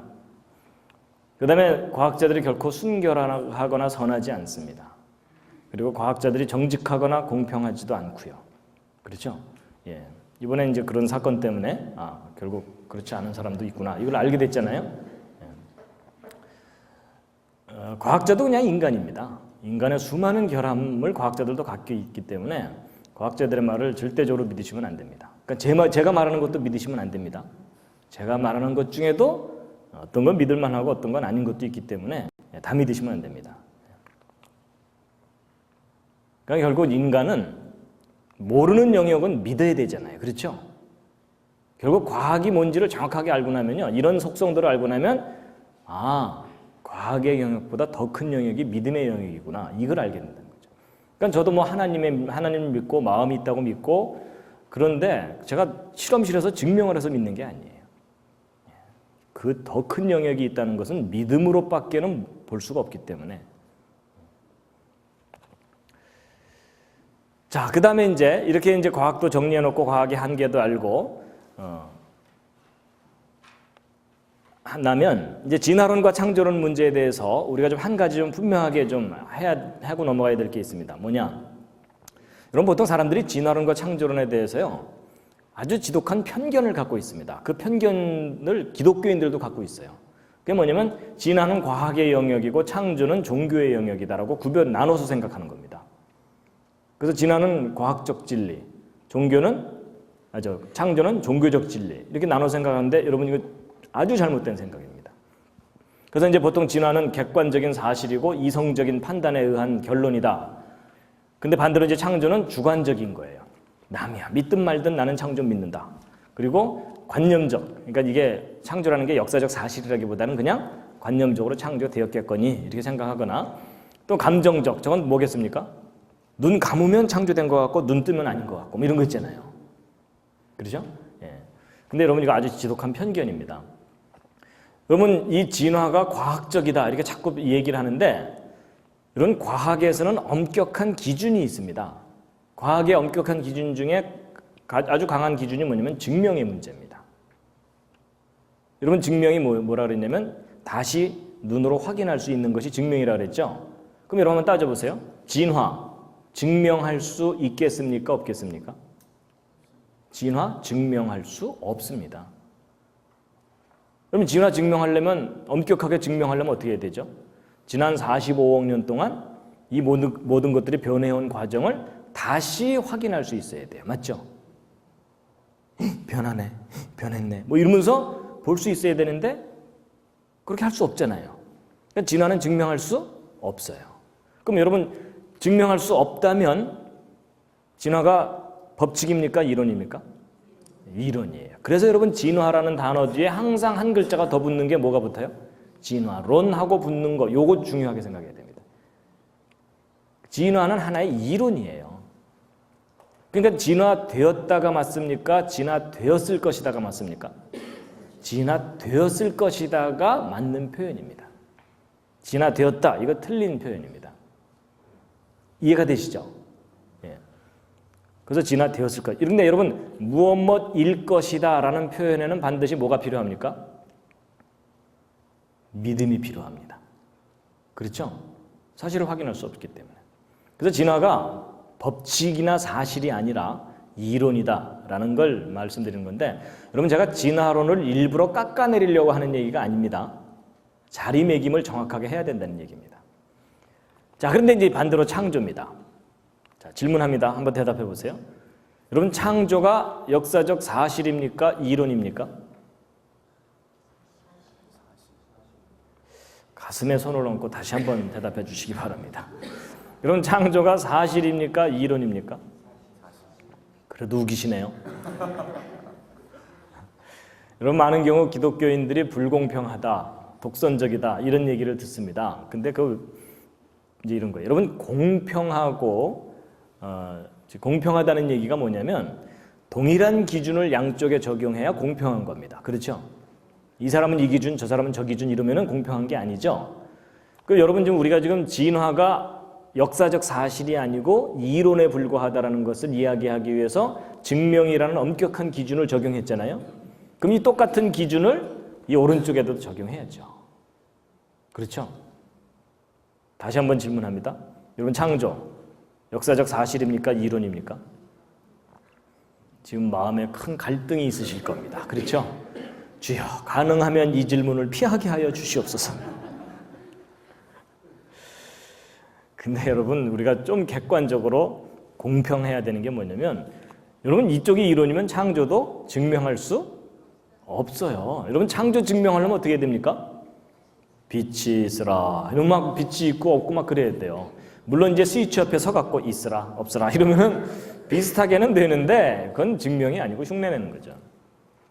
그래서 창조도 증명할 수 없어요. 근데 거기에 조건이 있어요. 인간의 과학으로는. 그렇죠? 기독교인들이 하나 믿고 버티는 게 뭐예요? 창조자 하나님이 오시면 증명해 주신다. 그걸 믿고 있는 거예요. 그렇죠? 근데 인간이기 때문에 증명할 수 없거든요. 그럼 인간의 과학으로 볼 때도 창조는 뭐예요? 이론이에요. 그래서 여러분, 우리는 좀 겸손해져야 됩니다. 제가 증명할 수 있다면 창조가 사실이다라고 아주 단정해서 말하겠는데 저는 증명을 못해요. 그렇죠? 그래서 창조도 이론이에요. 그러면 창조되었다가 맞는 표현이에요? 창조되었을 것이다가 맞는 표현입니까? 창조되었을 것이다라는 것이 맞는 표현이라는 겁니다. 근데 단 이게 있어요. 또 이 중에 또 시험 드실까 봐. 강사 좀 이상하네 이러실까 봐. 여러분, 제가 개인적으로는 창조를 역사적인 사실이라고 믿을까요? 안 믿을까요? 저는 개인적으로는 창조는 역사적 사실이라고 믿어요. 근데 그건 개인적인 거예요. 여러분, 제가 믿기 때문에 누가 뭐라 그래요? 그렇죠? 그렇지만 여러 사람이 함께 만나서 토론을 할 때는 제가 표현을 정확하게 하려고 애를 써요. 뭐냐? 나는 창조되었을 것이라고 믿습니다. 이게 옳은 표현이라는 거예요. 진화론에서도 마찬가지겠죠?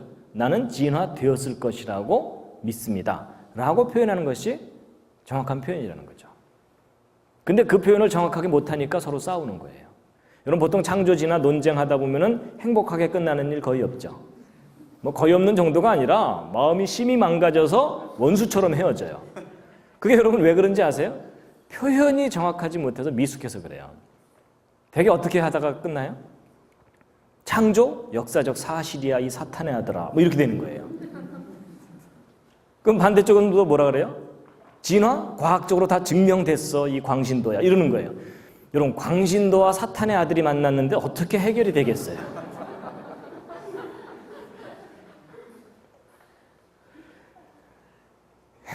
그건 누가 옳고 그르냐의 문제가 아니고 서로 표현이 정확하지 않은 겁니다. 그래서 둘이 만나서 대화할 때 나는 진화되었을 것이라고 믿습니다. 당신은 창조되었을 거라고 믿으십니까? 이렇게 얘기하면은 인격적인 대화가 되는 거예요. 근데 그게 안 되기 때문에 안 돼요. 그러니까 여러분, 제가 아까 그래서 이다와 일 것이다를 굉장히 강조를 했던 이유가 그거 구별 안 되는 분하고는 토론하지 마세요. 그냥 밥이나 같이 드시고 애들 잘 크냐고 이렇게 얘기하면서 딴 얘기만 하셔야지 토론은 안 됩니다. 이해가 되시죠? 예. 그러니까 결국 무슨 얘기냐면 둘 다 일 것이다라는 얘기는 둘 다 믿음의 영역이라는 얘기입니다. 둘 다 믿음입니다. 그러면 이제 증명을 못하면 매일 아침 일어나고 어느 것을 믿을까요? 오늘은 창조 믿자. 이럴 수는 없잖아요. 그렇죠? 예. 그럼 이제 그러면 증명을 못한다고 우리가 포기해야 되느냐? 그건 아니고요. 우리는 이제 최선을 다해야 됩니다. 최선을 다하기 위해서 필요한 게 뭐냐면 증명이 아니고 증거입니다. 증거. 여러분, 이 증명과 증거를 구별하셔야 됩니다. 예를 들면 이제 이런 겁니다. 여러분, A, B 두 사람이 잘 지내고 있었어요. 근데 어느 날 B가 죽었어요.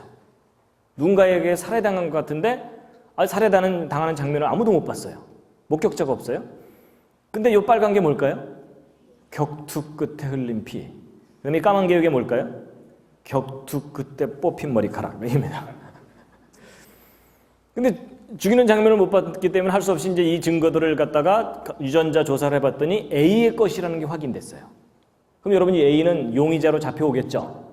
재판해야 되잖아요. 결국 유죄인지 무죄인지. 자, 이 정도 상황이면은 이 A가 유죄입니까? 무죄입니까? 유죄라고 우기고 싶으시죠? 근데 여러분, 냉정하게 다시 한번 생각해 보세요. 여러분, A와 B가 피를 흘릴 정도로 서로 싸우기는 했지만 A가 B를 안 죽일 수도 있어요. 툴툴 털고 일어나서 가면서 나 더 이상 너하고 안 놀아 이러면서 그냥 갔어요. 근데 B도 툴툴 털고 일어나서 갈라 그러는데 제3의 C가 나타나서 돈 내놔 이러면서 죽일 가능성이 열려 있어요, 닫혀 있어요? 이건 얼마든지 가능성이 열려 있어요. 그렇죠? 그래도 A가 유죄다. 오늘 내가 기분이 나쁘다. 여러분, 이건 아무도 모르는 얘기예요. 그렇죠? 여러분, 지금 이 상황에서 사실은 뭐가 사실이냐면 B가 죽어 있는 것 사실이에요. 그 다음에 이 핏자국과 머리카락이 A의 것이라는 것까지도 사실일 수 있어요. 그렇죠? 근데 그 다음 나머지는 아무도 몰라요. 못 봤기 때문에. 그럼 결국 배심원들이 A가 유죄다라고 말하는 것도 이런 핏자국과 머리카락을 증거로 해서 믿는 거죠. 그렇죠? 근데 무죄라고 믿을 수도 있어요. 이렇게 이런 증거가 있지만 A가 안 죽였을 수도 있다라고 믿을 수도 있죠. 결국 증거 플러스 믿음이에요. 그리고 결론을 내는 거예요. 근데 이런 증거조차도 없이 평소에 A가 B를 미워했다는 것만으로 유죄 이러면은 대단한 믿음이 필요해요. 그렇죠? 예. 근데 막 그 현장에서 A가 후다닥 튀어나가는 걸 봤고, B가 막 A의 이름을 부르면서 저놈 이래 뭐 이 정도 상황까지 갔다 그러면은 A일 가능성이 높죠. 그러나 100% 아닐 수도 있다는 거예요. 그렇죠? 그래서 결국 제가 이제 이런 예를 드는 이유가 창조론, 진화론 문제가 똑같은 상황이에요. 창조, 진화 아무도 본 사람 없어요. 그렇죠? 증명을 못 해요. 그 대신 우리는 최선을 다해서 증거를 통해서 믿는 겁니다. 그래서 이제 그동안 뭐 화석이라든지 뭐 지질학 이런 모든 것들의 증거가 이런 과학적 증거들이 많이 발견됐는데 우리는 그동안 몽땅 이런 모든 것들이 무엇에 대한 증거라고 배웠나요? 진화론에 대한 증거라고만 배운 거예요. 그렇죠? 이것이 창조에 대한 증거일 거라는 것은 배울 기회가 없었던 겁니다. 근데 여러분 이제 이 아카데미가 뭐냐면은 바로 이 과학적 증거들이 창조에 대한 증거일 수 있다라는 해석을 여러분들이 이제 배우시는 거고 증거들을 또 직접 보시게 되는 거거든요. 그러니까 여러분 정말 학교 교육이 공평하다면 아직 확인되지 않은 이론에 불과한 진화론만 가르쳐야 되는 게 아니고 양쪽 주장을 다 가르친 다음에 학생들이 선택할 수 있게 해야 된다 그 얘기입니다. 여러분도 만약에 이런 공평한 교육 기회가 있어서 갖고 여러분이 스스로 선택을 한 거라면은 그건 공평한 거예요. 그렇죠? 근데 여러분이나 저는 이미 이쪽만 가르치는 그러한 편견이 있는 교육 제도 속에서 훈련을 받았기 때문에 여러분들이 이 강의 들으면서 아마 많은 생각들이 이렇게 깨지는 것을 느끼실 수도 있을 거예요. 왜냐하면 그 진화론 교육의 영향이 여러분에게 크게 작용한 겁니다. 그래서 하여튼 이렇게 놓고 봐야 공평한 겁니다. 동의하십니까? 그래서 여러분 진화도 창조도 둘 다 믿음의 대상입니다. 그리고 둘 다 과학적 연구의 대상이고요. 어느 하나만이 과학이 아닙니다. 그래서 그럼 뭐 진화가 과학이다 이렇게 속지 마시기 바랍니다. 그 다음에 이제 증거도 중요하지만 그걸 해석하는 것도 중요합니다. 그래서 여러분 어떤 결론에 대한 증거가 세 가지가 따로따로 증거해 주는 경우가 있고 서로 연관해서 해 주는 경우가 있거든요. 근데 이 두 가지 케이스를 혼동하면 결론이 거꾸로 나옵니다. 이 토론할 때 이거 두 개 헷갈리면 결론이 거꾸로 나와요. 그래서 여러분 이 경우는요 제일 튼튼한 게 중요해요. 약한 게 끊어져도 튼튼한 게 끝까지 버티는 이상은 계속 믿고 있어야 돼요. 맞죠? 예. 근데 이 경우는 이게 아무리 튼튼해도 제일 약한 거 끊어지면은 말짱 꽝이죠. 그렇죠? 예. 그래서 여기서는 튼튼한 게 중요하고 여기서는 약한 게 중요해요. 요거 헷갈리면 안 됩니다. 그래서 여러분 제가 이럴 수가 있다니까요. 여러분한테 여러분 진화론에 대한 분명한 증거는 보여주지 않으면서 진화론의 문제점만 여러분한테 자꾸 보여주면서 여기 보세요. 이거 금방 끊어집니다. 진화론 더 이상 믿지 마시기 바랍니다. 이럴 수가 있어요. 반대로 창조에 대한 아주 큰 문제가 있는데 그건 여러분한테 안 보여주면서 창조 믿을만 합니다. 믿습니까? 아멘 이러면서 끝날 수 있다니까요. 반대의 경우도 마찬가지겠죠. 그렇죠? 예, 창조에 대한 확실한 근거가 있는데 그건 모르면서 창조론자들이 실수하는 것만 자꾸 얘기하면서 이거 뭐 창조론자들이 다 뻥만 친다 이러면서 창조가 틀렸다 이럴 수가 있고요. 진화론에 치명적인 문제가 있는데 그것은 얘기 안 하면서 진화론이 그럴듯해 보이는 것만 얘기하면서 진화론을 믿게 만들 수 있다는 거죠. 근데 어찌 보면 학교 교육이 그동안 여기는 가려놓고 이것만 계속 보여주면서 교육시킨 거예요. 자, 이제 제가 이제 과학 얘기도 하고 그 합리적인 그리고 과학적인 기적에 대해서도 말씀드렸는데요. 그래도 이제 한 가지 또 구체적으로 말씀드려야 될 게 뭐냐면 예수님의 기적을 우리가 도대체 어떻게 이해를 할 거냐. 예. 일단은 믿고 계시죠? 아닌가요? 믿고 계시죠? 예. 자, 여러분 예수님의 기적을 과학이 발달한 이 시대에 우리가 어떻게 이해하고 받아들일 거냐 하는 건데 뭐 이미 믿으시는 분들이야 이제 믿으시면 되지만 문제는 우리 다음 세대에 그 믿음을 전달을 해야 되는데 요즘 아이들이 무조건 믿으라 그래서 안 믿습니다. 그렇죠? 여러분 자신도 사실 무조건 믿으라 그랬을 때 그게 믿어지지가 않을 수가 있거든요. 그런데 이제 과학을 좀 정확하게 알고 나면 오히려 신앙의 세계가 더 선명하게 보입니다. 예수님의 기적에 대해서 이제 제가 3가지 예를 들어서 말씀드리면요. 예수님의 그 첫 번째 기적 아시죠? 예, 갈릴리 가나라는 지역에서 결혼식이 있었는데 결혼식 도중에 포도주가 떨어졌어요. 흥이 깨지잖아요. 그렇죠? 예. 그런데 예수님께서 기적을 베푸셔가지고 물로 포도주를 만드신 거예요. 항아리에다가 물을 잔뜩 부어라. 떠다 줘라. 이랬는데 포도주로 변한 거예요. 부러우시죠? 저는 심히 부러워요. 근데 그래서 이제 이 처음 표적을 갈릴리 가나에서 행했다 그랬는데 그러니까 여러분 이 예수님이 물로 포도주를 만드신 사건은 데뷔하신 겁니다. 드디어. 그렇죠? 예. 메시아로서.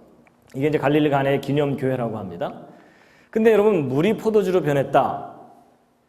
문과 출신 분들은 그런 대로 믿을 수도 있어요. 그렇죠? 물이 좀 상했나 보다. 이렇게 생각하면 되니까.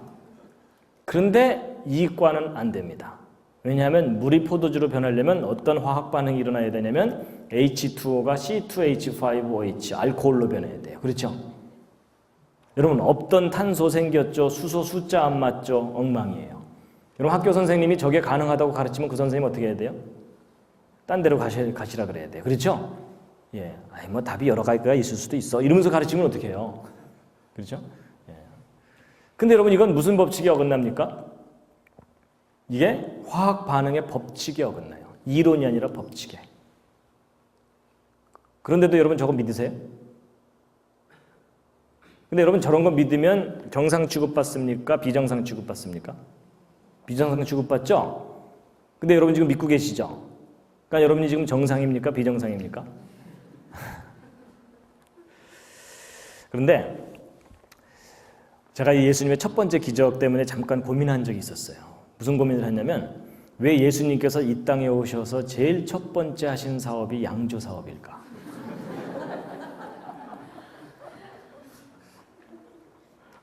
그거 좀 희한하죠? 여러분 한국에 기독교가 들어올 때 그 술, 담배 뭐 이런 문제 굉장히 금하는 분위기잖아요. 그렇죠? 예. 근데 놀랍게도 우리가 믿는 구원자 예수 그리스도께서는요. 오히려 술을 만드셨어요. 그것도 저 상황이 어떤 상황이냐면 이미 사람들이 취해 있는데 우리 정서 같으면 취했을 때 그러면 술 떨어졌을 때 기도하고서 헤어집시다 이러면 되잖아요. 근데 오히려 더 좋은 술을 만들어 주신 거예요. 그날 밤 저 사람들 어떻게 됐겠어요? 완전히 취했겠죠. 그렇죠? 왜냐하면 역사상 가장 맛있는 포도주를 먹었잖아요. 근데 이제 그 다음날 아침에 깰 때 뒷골이 땡기진 않았을 거예요. 워낙 좋은 술이었기 때문에. 또 그렇다고 해갖고 또 이제 오늘 저녁부터 335 모여갖고 자 마셔 주님 하신 사업인데 도와드려야지 뭐 이러시면 안 됩니다. 그 심오한 뜻을 헤아리시기 전까지는 가볍게 행동하지 마시기 바랍니다. 자, 그 다음에 이제 예수님의 또 다른 기적이 이제 그 네 복음서에 다 나오는 소위 오병이어의 기적이라고 하는 건데 여러분 예수님을 따라다니는 사람들이 참 많았어요. 그래갖고 예수님이 어느 날 팬 관리 차원에서 배부르게 이제 먹이셨는데 재료는 조그만 아이가 이제 싸온 이제 떡 5개하고 고기 2마리예요. 물고기 2마리. 그렇죠? 근데 그걸로 5,000명 이상을 먹였는데 남자만 5,000명이니까 여자 합치면 10,000명 거기다 애들 바글바글 이러면은 거의 하여튼 2만 명 가까운 사람을 배불리 먹인 거예요. 자, 여러분 이건 무슨 법칙이 어긋납니까? 이게 그 유명한 질량 보존의 법칙이 어긋나요. 그렇죠? 예, 여러분 그 떡 5개 물고기 2마리 해봤자 뭐 요만큼 되잖아요. 근데 그걸로 10,000명 이상을 먹이려면은 이 가득한 정도의 음식이 필요하니까 질량 보존의 법칙이 어긋납니다. 근데 저걸 어떻게 과학적으로 설명할 수 있냐는 거죠. 그랬더니 어떤 분이 저걸 또 억지로 설명하려고 또 뭐라 그러냐면 이게 버스만한 떡 5개하고 고래 2마리였다. 뭐 이러는 거예요. 근데 이제 그렇게 설명하면 또 문제가 뭐냐면 그게 애 도시락이냐 이거죠. 그렇죠? 꼬마가 고래 끌고 오면서 엄마가 싸줬어요. 뭐 이거 좀 이상하잖아요. 그렇죠?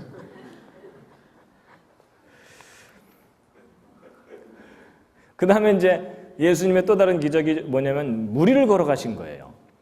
갈릴리 바닷가에 제자들을 먼저 보내시고 뒤늦게 막 그 파도가 이는 무리를 걸어오셨는데 이건 무슨 법칙이 어긋나냐면 좀 어려운데 부력의 법칙이 어긋납니다.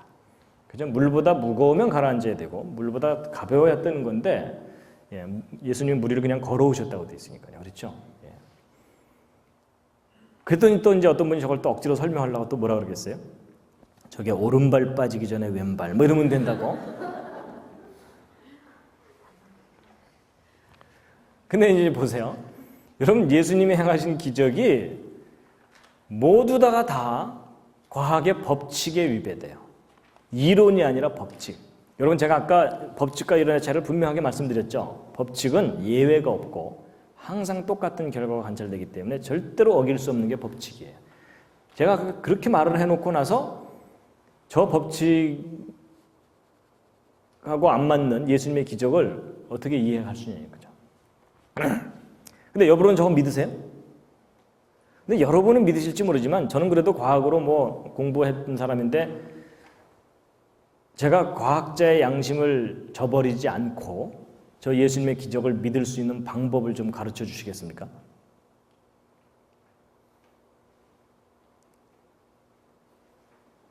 그냥 삥 둘러서서 안수기도 하면 되나요? 주여 이자가 믿게 하여 주시옵소서 이러면 되나요? 근데 이제 시간이 많지 않으니까 그냥 요점은 말씀드리면요. 여러분 저는 과학을 공부했지만 저걸 믿어요. 그러면 사이비 과학자냐? 아닙니다. 여러분 과학을 정확하게 알면 신앙의 세계가 정확하게 보여요. 무슨 얘기냐면 여러분 저는 법칙이 뭔지 알거든요. 법칙은 절대로 어길 수가 없어요. 그런데 논리적으로 생각해 보면 법칙은 절대로 어길 수가 없는데 만약에 그 법칙에서 벗어날 수 있는 존재가 있다면 그 존재는 그 법칙을 정한 분이에요. 또는 정한 분의 허락을 받았거나. 그건 논리적인 생각이에요. 여러분 법칙이라는 건 하나의 기준이에요. 그렇죠? 근데 그 기준이 있다는 얘기는 기준을 넘지 못하는 존재와 기준을 넘을 수 있는 존재를 구별하는 게 기준이에요. 맞죠? 그러니까 여러분 성경 읽으면서 2가지 생각을 할 수 있는 거예요. 나 이거 황당해서 못 믿겠다. 이럴 수 있죠? 근데 그 반대로 뭘 발견할 수 있을까요? 아, 이분이 이 모든 법칙을 정하신 분이구나 라고 생각하는 것도 합리적인 생각이라는 겁니다. 여러분 사람이요 어떤 것을 맨날 이쪽에서만 보다가 정반대편에서 바라보면 너무나 다른 면이 보이는 경우가 있어요. 맞죠? 그 얘기입니다.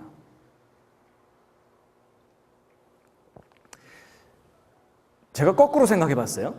뭐냐면 여러분 저는 과학을 공부를 했거든요.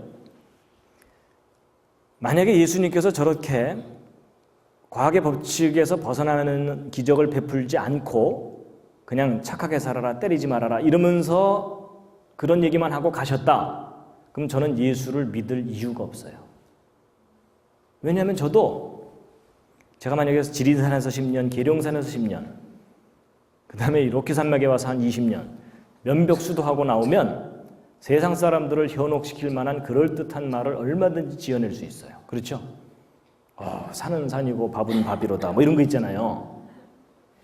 근데 여러분 제가 절대로 못하는 것을 확신하는 게 뭐냐면 저런 법칙에서 벗어나는 일을 못해요. 그렇죠?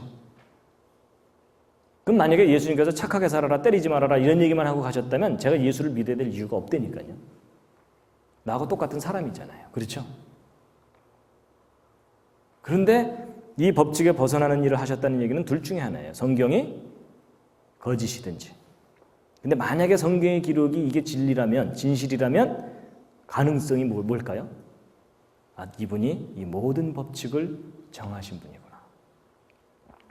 제가 그걸 분명하게 이제 깨닫고 났더니요. 이제는 믿지 않는 친구들이 저한테 예를 들어 야, 너 이렇게 황당한 걸 어떻게 믿냐? 과학을 공부했으면서 어떻게 이런 걸 믿냐? 그렇게 말을 하면 제가 이제 당당하게 대답을 할 수가 있어요. 뭐냐면 야, 너는 이것 때문에 안 믿냐? 나는 이것 때문에 믿어. 무슨 말인지 이해하시죠?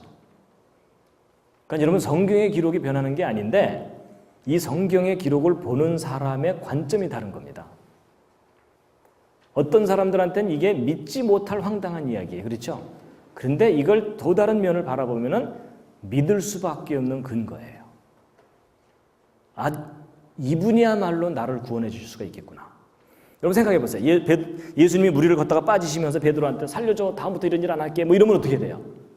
그런 예수님을 내가 왜 믿어요? 그렇죠? 그래서 여러분 이거는 성경 기록의 문제가 아니고요. 그 성경 기록을 보는 관점의 문제입니다.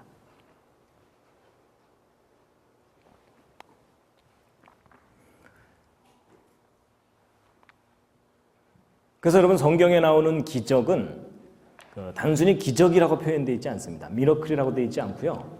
miraculous sign 이렇게 되어 있거든요. sign이라는 표현으로 되어 있어요. 이건 과학적인 용어로 바꾸면 evidence입니다. 증거. 그래서 예수님께서 이 땅에 오셔서 기적을 베푸셨던 것은 우리에게 증거를 주신 거예요. 믿음에 대한 증거를. 그래서 그 과학자들이 발견한 법칙 중에 생명에 관한 절대적인 법칙이 하나 있습니다. 그게 무슨 법칙이냐면 죽음의 법칙입니다. 그렇죠? 그럼 우리는 다 죽어요. 제가 예언 하나 해드릴까요? 여러분 다 죽습니다. 그건 너무 쉬운 예언이에요. 그리고 그게 100% 맞아요. 그렇죠? 근데 그래서 그게 법칙이에요. 과학적인 용어로 얘기하면 죽음의 법칙입니다. 그게. 그래서 저 법칙은 아무도 벗어날 수가 없습니다. 맞죠? 그런데 예수님께서 이 땅에 오셔서 우리에게 보여주신 가장 강력한 증거가 뭐라는 겁니까? 바로 저 죽음의 법칙에서 벗어난 것을 보여주신 증거예요. 그래서 왜 기독교가 부활의 종교라고 얘기하냐면 그게 가장 강력한 증거거든요. 그런데 오늘날 좀 우아한 기독교인들은 부활을 안 믿어요. 그렇죠? 가장 중요한 걸 안 믿는 거예요. 그러면서도 본인들이 상당히 우아한 지식인이라고 생각하는 겁니다. 근데 그건 잘못된 생각입니다. 그래서 이 죽음의 법칙에서 벗어난 분이 몇 분 계신 거 아세요? 예수님 말고도? 누가 있을까요? 에녹이요. 그렇죠? 예, 그 다음에 엘리야, 또 나사로도 있었는데 자발적인 건 아니었어요. 그렇죠? 예, 근데 에녹과 엘리야는 죽음을 보지 않고 올라갔어요. 그렇죠? 예, 근데 예수님은 죽음을 경험하시고 다시 살아나시고 그리고 올라가신 거죠. 그 차이입니다. 그러니까 2000년 전에 이 땅에 오셨던 예수 그리스도께서 우리에게 감히, 어떤 의미에서 보면 감히 이런 말을 하실 수 있는 거가, 함께 읽겠습니다. 시작. 예수께서 가라사대 나는 부활이요 생명이니 나를 믿는 자는 죽어도 살겠고 무릇 살아서 나를 믿는 자는 영원히 죽지 아니하리니 이것을 내가 믿느냐. 여러분 제가 예전에 과학이라는 틀 안에 갇혀 있을 때는 저걸 못 믿었어요. 과학 안에서 증명돼야만 믿겠다고 생각했으니까. 그렇죠? 근데 과학이라는 틀 바깥이 있다는 것을 깨닫고 났더니 저게 뭔지 깨달아지더라고요. 그렇구나. 구원이라는 것은 이 3차원 세계 안에서 행복하고 기쁘게 사는 게 아닌 거구나. 그걸 제가 알게 된 겁니다. 자, 그 다음에 이제 중요한 이야기인데요. 요한복음 3장 3절에 있는 이해될 듯 잘 안 되는 말씀인데요. 함께 읽으시겠습니다. 시작. 예수께서 대답하여 가라사대 진실로 진실로 내게 이르노니 사람이 거듭나지 아니하면 하나님 나라를 볼 수 없느니라. 거듭나지 아니하면, 두 번 태어나지 않으면 천국을 못 간다. 그 얘기입니다. 일단 천국을 가고 싶은 사람에게 저 말씀은 적용돼요. 그렇죠? 천국이 있다는 것조차 모르는 사람한테는 저 말이 의미가 없고요. 근데 이제 이런 게 있습니다. 이제 예수도 모르고 교회도 모르고 성경도 모르고 하나님도 모르다가 예수 믿어야 구원받는다는 것을 어느 날 깨닫고 예수를 믿게 되고 교회를 다녀요. 근데 교회를 다니다 보면 이상한 소리를 또 하나 들어요. 그게 뭐냐면 거듭나셨습니까? 뭐 이런 거예요. 근데 그 말을 듣면 이제 헷갈리는 거예요. 아니 예수 믿으면 되는 줄 알았더니 뭐가 또 더 있네. 근데 이제 보세요. 여러분 이제 겉으로 대답 안 하셔도 됩니다. 여러분 마음으로 한번 대답해 보세요. 여러분 거듭나셨습니까? 내지는 정말 거듭나셨습니까? 이렇게 물어보면 마음속에서 갈등을 해야 돼요. 그렇죠? 왜 갈등을 해야 되는지 아세요? 여러분 저걸 해결하려면 뭘 정확하게 알아야 되냐면 거듭나는 게 뭔지를 정확하게 알아야 저게 해결돼요. 그렇죠? 거듭나는 게 뭔지를. 근데 거듭나는 게 뭔지에 대해서 사람들이 저마다 생각이 달라요. 그렇죠? 저도 이제 생각하기를 마음이 새로워지는 게 거듭나는 건가? 아닙니다. 여러분 그게 거듭나는 거라면 저는 700번도 더 거듭났어요. 지금까지 살면서 마음이 새로워지는 경우가 많았거든요. 근데 그거는 아니잖아요. 그래서 저도 이제 저것 때문에 고민이 됐었는데요. 여러분 제가 지금부터 설명드리는 내용은 정답이 아닐 수도 있어요. 그렇지만 여러분들의 생각에 도움은 되실 겁니다.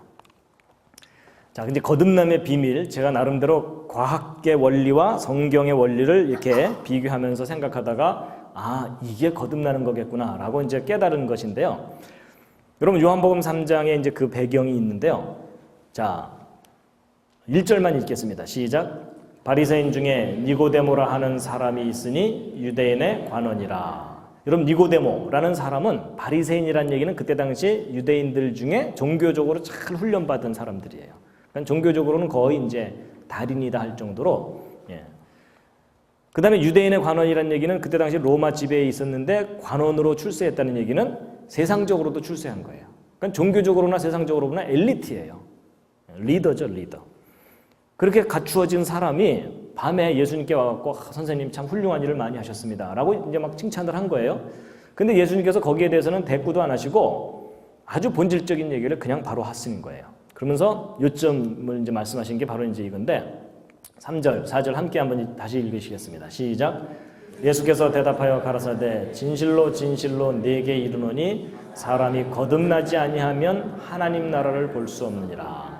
니고데모가 가로되 사람이 늙으면 어떻게 날 수 있삼나이까? 두 번째 모태에 들어갔다가 날 수 있삼나이까? 여러분 예수님께서 사람이 두 번 태어나지 않으면 그러니까 직접적으로 네가 두 번 태어나지 않으면 천국 못 간다. 그 얘기를 하셨는데 이 니고데모가 알아들었습니까? 못 알아들었습니까? 못 알아들었어요.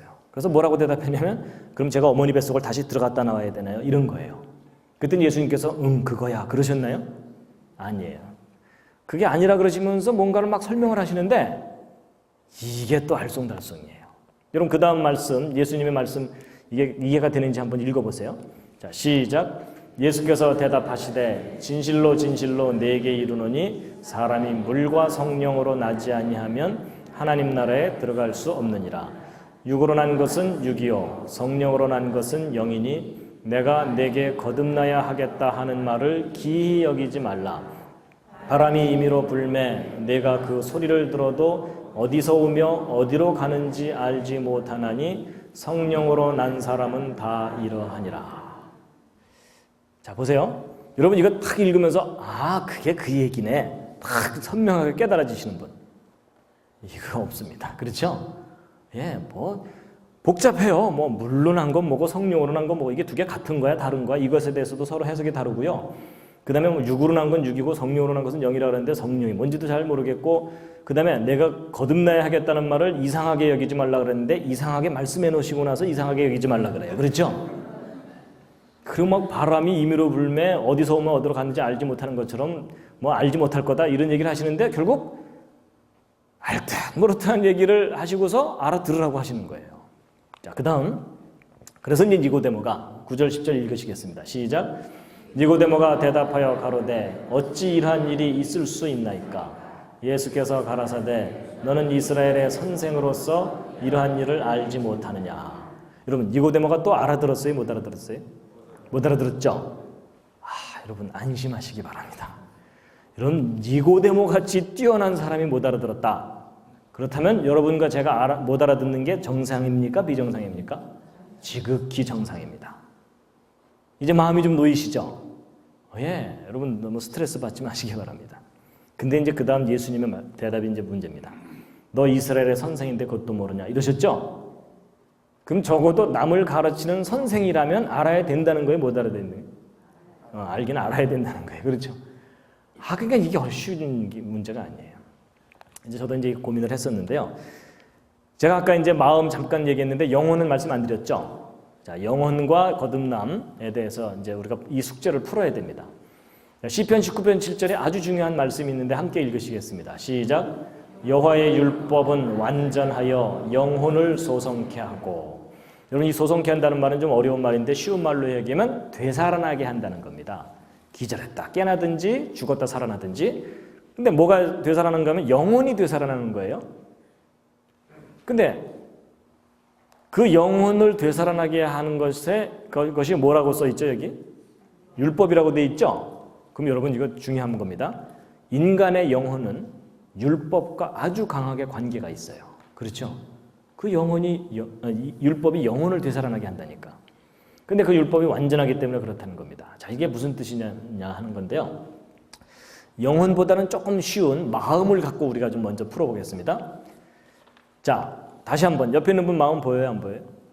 안 보이죠? 그렇죠? 예. 자, 지금부터 이제 마음을 보는 방법을 가르쳐 드립니다. 두려우시죠? 옆에 있는 사람이 내 마음을 볼까 봐.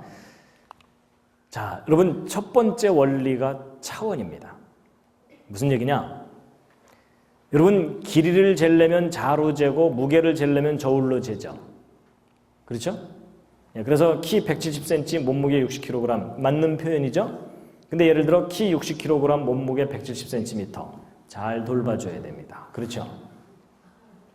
근데 여러분 이게 굉장히 간단한 얘기 같은데 중요한 원리입니다. 뭐냐? 첫째, 길이는 길이로 재고 무게는 무게로 재요. 시간은 시간으로 인식하게 돼 있습니다. 그러니까 왼쪽과 오른쪽이 같은 차원일 때 인식해요. 그러면 이제 쉬워요. 여러분 옆에 있는 사람 마음을 알려면 나의 무엇으로 알아요? 나의 마음으로 아는 겁니다. 제가 아까 옆에 있는 사람 마음 보십시오. 한번 보이나 보십시오 그랬을 때 제 말이 틀린 말이에요. 그렇죠? 눈으로 보라 그러니까 틀린 말입니다. 옆에 있는 사람이 나를 좋아하는지 싫어하는지는 내 마음으로 인식하는 겁니다. 이해가 되시죠? 예. 그래서 이제 일단 첫 번째 차원이 같아야만 인식이 된다는 겁니다. 자, 두 번째가 이제 뭐냐면 질서입니다. 질서. 뭐냐? 여러분 이 왼쪽 자하고 오른쪽 자를 비교해 보면 이 오른쪽 자 문제가 심각하죠. 저걸 갖고 아무리 길이를 재봤자 길이를 잴 수가 없죠. 두 번째가 질서입니다. 무슨 얘기냐? 여러분 옆에 있는 사람 마음을 내가 읽으려면 내 마음에 뭐가 있어야 될까요? 질서가 있어야 됩니다. 이런 식으로 얘기하면 여러분 내가 지금 화가 나서 씩씩거리고 있으면 옆에 있는 사람 마음이 읽혀요? 안 읽혀요? 안 읽혀요. 그렇죠? 그리고 여러분 살다 보면 그런 경우 있죠. 나도 요즘 내 마음을 잘 모르겠어. 뭐 이런 경우 있죠. 그런 경우에 자기 마음도 지금 인식이 안 되는데 다른 사람 마음을 헤아릴 수 있어요? 없어요? 안 돼요. 그러면 내가 내 마음을 제대로 인식하려고 해도 내 마음에 질서가 있어야 되고요. 상대방의 마음을 읽으려고 해도 내 마음에 질서가 있어야 됩니다. 그래가지고 질서가 있어야 됩니다. 그래서 결국 그 상담하고 그러는 게 뭐냐면 마음의 질서가 있는 사람이 마음의 질서가 흐트러진 사람을 질서를 잡아주는 거예요. 그렇죠? 그래서 보통 사람이 마음이 차분하게 가라앉아 있어야 다른 사람 마음이 읽혀요.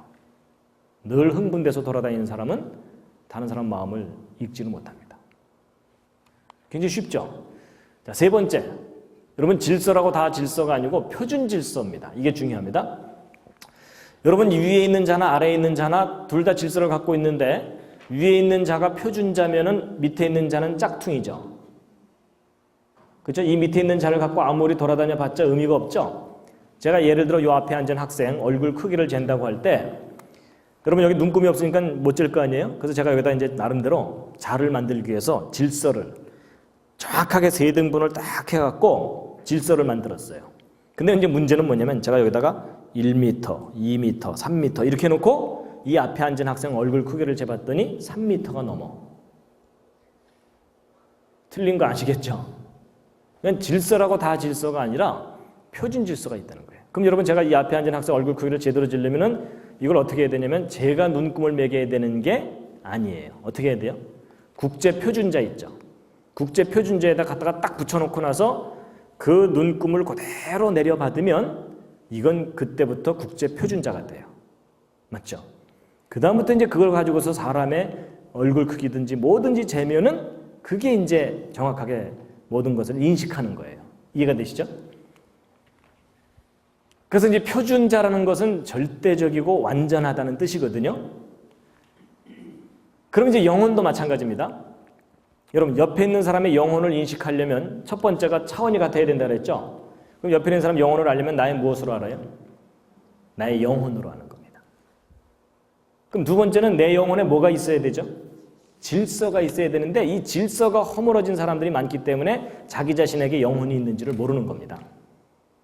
그래서 내 영혼에 질서가 있어야 되는데 세 번째는 무슨 질서예요? 표준 질서가 있어야 된다 그랬죠? 이 표준, 완전한 질서 이걸 알고 나서 시편 19편 7절을 다시 읽으면 이 완전하여라는 말이 왜 있는지를 아실 겁니다. 함께 한번 다시 한번 읽으시면요. 시작. 여호와의 율법은 완전하여 영혼을 소성케 하고. 여호와의 율법이 뭐라고요? 표준이라는 뜻입니다. 그러면 영혼을 영어로 스피릿이라고 해요. 소울, 스피릿 이렇게 얘기하죠. 여러분 혹시 그 해병대 스피릿 아세요? 해병대 스피릿 한마디로 표현한 게 뭡니까?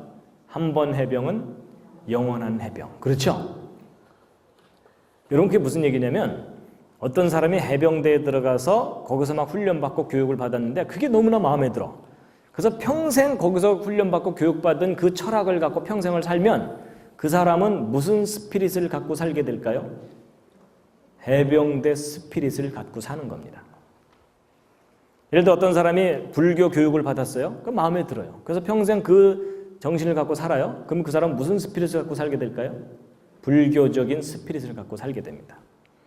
어떤 사람이 성경을 교육받고 성경의 질서와 그 규범이 마음에 들어갔고 그걸 평생 자기 기준으로 삼고 살잖아요.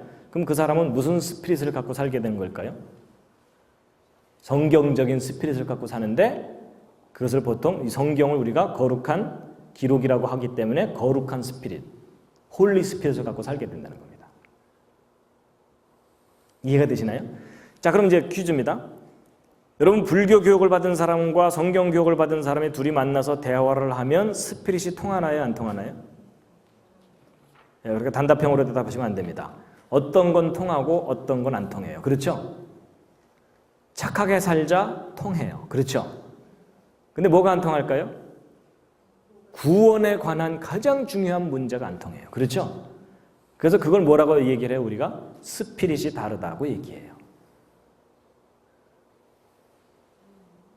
여러분 그 영혼에 관해서 사람들이 가장 잘못 오해하고 있는 것 중에 하나가 이 헐리우드 영화가 그걸 영혼에 대해서 오해하게 만들었어요. 헐리우드 영화에 보면 영혼이 어떻게 표현되어 있어요? 사람 죽으면 뭐 이렇게 빠져나가는 거. 그렇죠? 그게 헐리우드적인 잘못된 영혼에 대한 인식입니다. 그리고 어떤 사람들은 영혼의 무게를 잰답시고 어떤 과학자가 죽기 직전에 사람을 저울 위에다가 올려놓고 죽기 전하고 죽기 후하고 눈금 달라지는 거 보는 거예요. 그랬더니 뭐 0.004mg이 뭐 달라졌다는 등 이런 얘기하죠? 잘 돌봐주시기 바랍니다. 여러분 제가 아까 얘기한 것처럼 그 사람은 과학의 기본을 모르는 사람이에요. 여러분 영혼은 비물리적인 영역이고 무게라는 건 뭐예요? 물리적인 값이잖아요. 그렇죠? 그게 엉뚱한 얘기라는 거예요. 그래서 여러분 스피릿이라는 것은 인간이 외부로부터 메시지를 받아들였을 때 스피릿이 형성되게 돼 있습니다. 자, 그러면 이제 드디어 거듭남에 대해서 이제 말씀드릴 차례가 됐습니다. 이 앞에 부분을 이제 이해를 하셔야 거듭남이 이제 좀 더 분명하게 이해가 되는데요. 여러분, 거듭난다는 말은 쉽게 얘기하면 두 번 태어난다는 거거든요. 두 번째 태어나는 것. 여러분, 첫 번째 태어난다는 게 있으니까 두 번째 태어나는 게 있는 거죠. 맞죠? 그 다음에 둘 다 태어난다는 것이 공통적이기 때문에 태어난다는 표현을 쓰는 거죠. 그렇다면 여러분 두 번째 태어나는 걸 정확하게 알려면 먼저 뭐부터 정확하게 알아야 되겠어요? 첫 번째 태어나는 걸 정확하게 이해해야 두 번째 태어나는 거가 풀려요. 그렇죠? 그래서 이제 첫 번째 태어나는 거는 보세요. 여러분 이 시절 기억나십니까?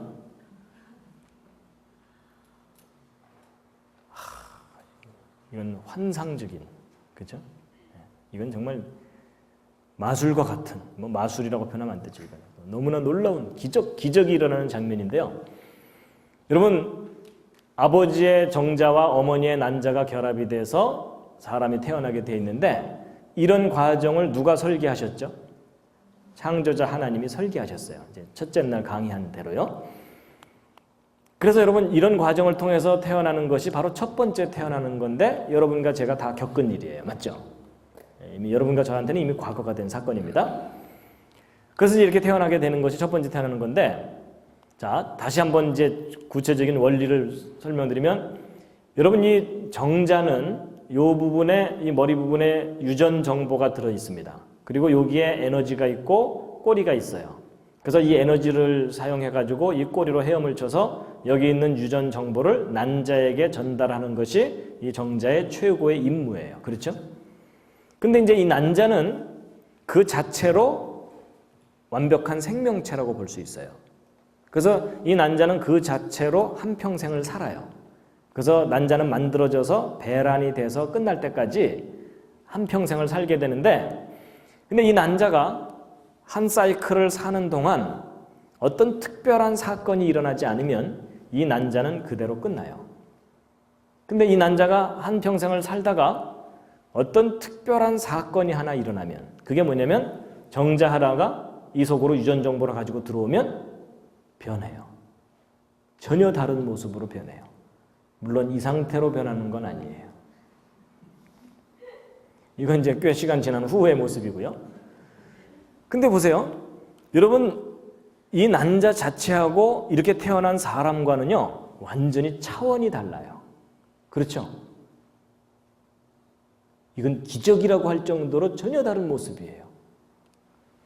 근데 이제 이렇게 태어난 사람이 이제 이렇게 해서 이렇게 태어난 사람이 역시 이 난자처럼 또 한 사이클의 삶을 살아요. 여러분과 저같이 한평생을 살아요. 근데 한평생을 사는 동안 어떤 특별한 사건이 일어나지 않으면 이 사람은 또 그대로 죽어요. 그렇죠? 근데 이 사람이 한평생을 사는 동안 어떤 특별한 사건이 하나 일어나면 그게 뭐냐면 마치 생명의 메시지가 난자 속으로 들어와야만 일로 가듯이 생명에 관한 어떤 메시지가 이 사람 속으로 들어가면 전혀 다른 세상으로 가요.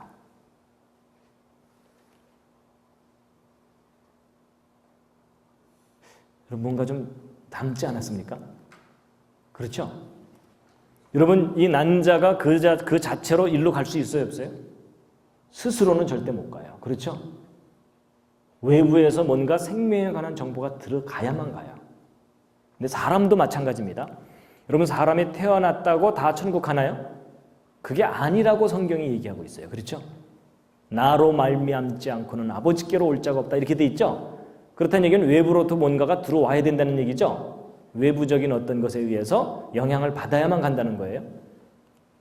사람이 마찬가지입니다. 스스로 못 가요. 외부에서 뭔가가 들어와야 돼요. 그런데 이게 이쪽으로 가려면 생명에 관한 메시지가 필요하죠. 사람에게 역시 필요한 게 뭐겠어요? 생명에 관한 메시지가 필요하다는 거죠. 여러분 이 난자는 이 정자를 받아들일 수 있도록 설계되어 있어요. 근데 여러분 아시는 분은 아시겠지만 이 난자가 이 표면에서 이 정자가 못 들어오도록 딱 블로킹을 할 수가 있어요. 딱 블로킹을 하면은 아무리 해도 못 들어가요. 그렇죠? 근데 사람도 마찬가지입니다. 사람도 외부로부터 어떤 메시지를 받아들일 수 있도록 설계가 돼 있어요. 근데 마음을 딱 닫으면 그 메시지가 자기 안으로 안 들어와요.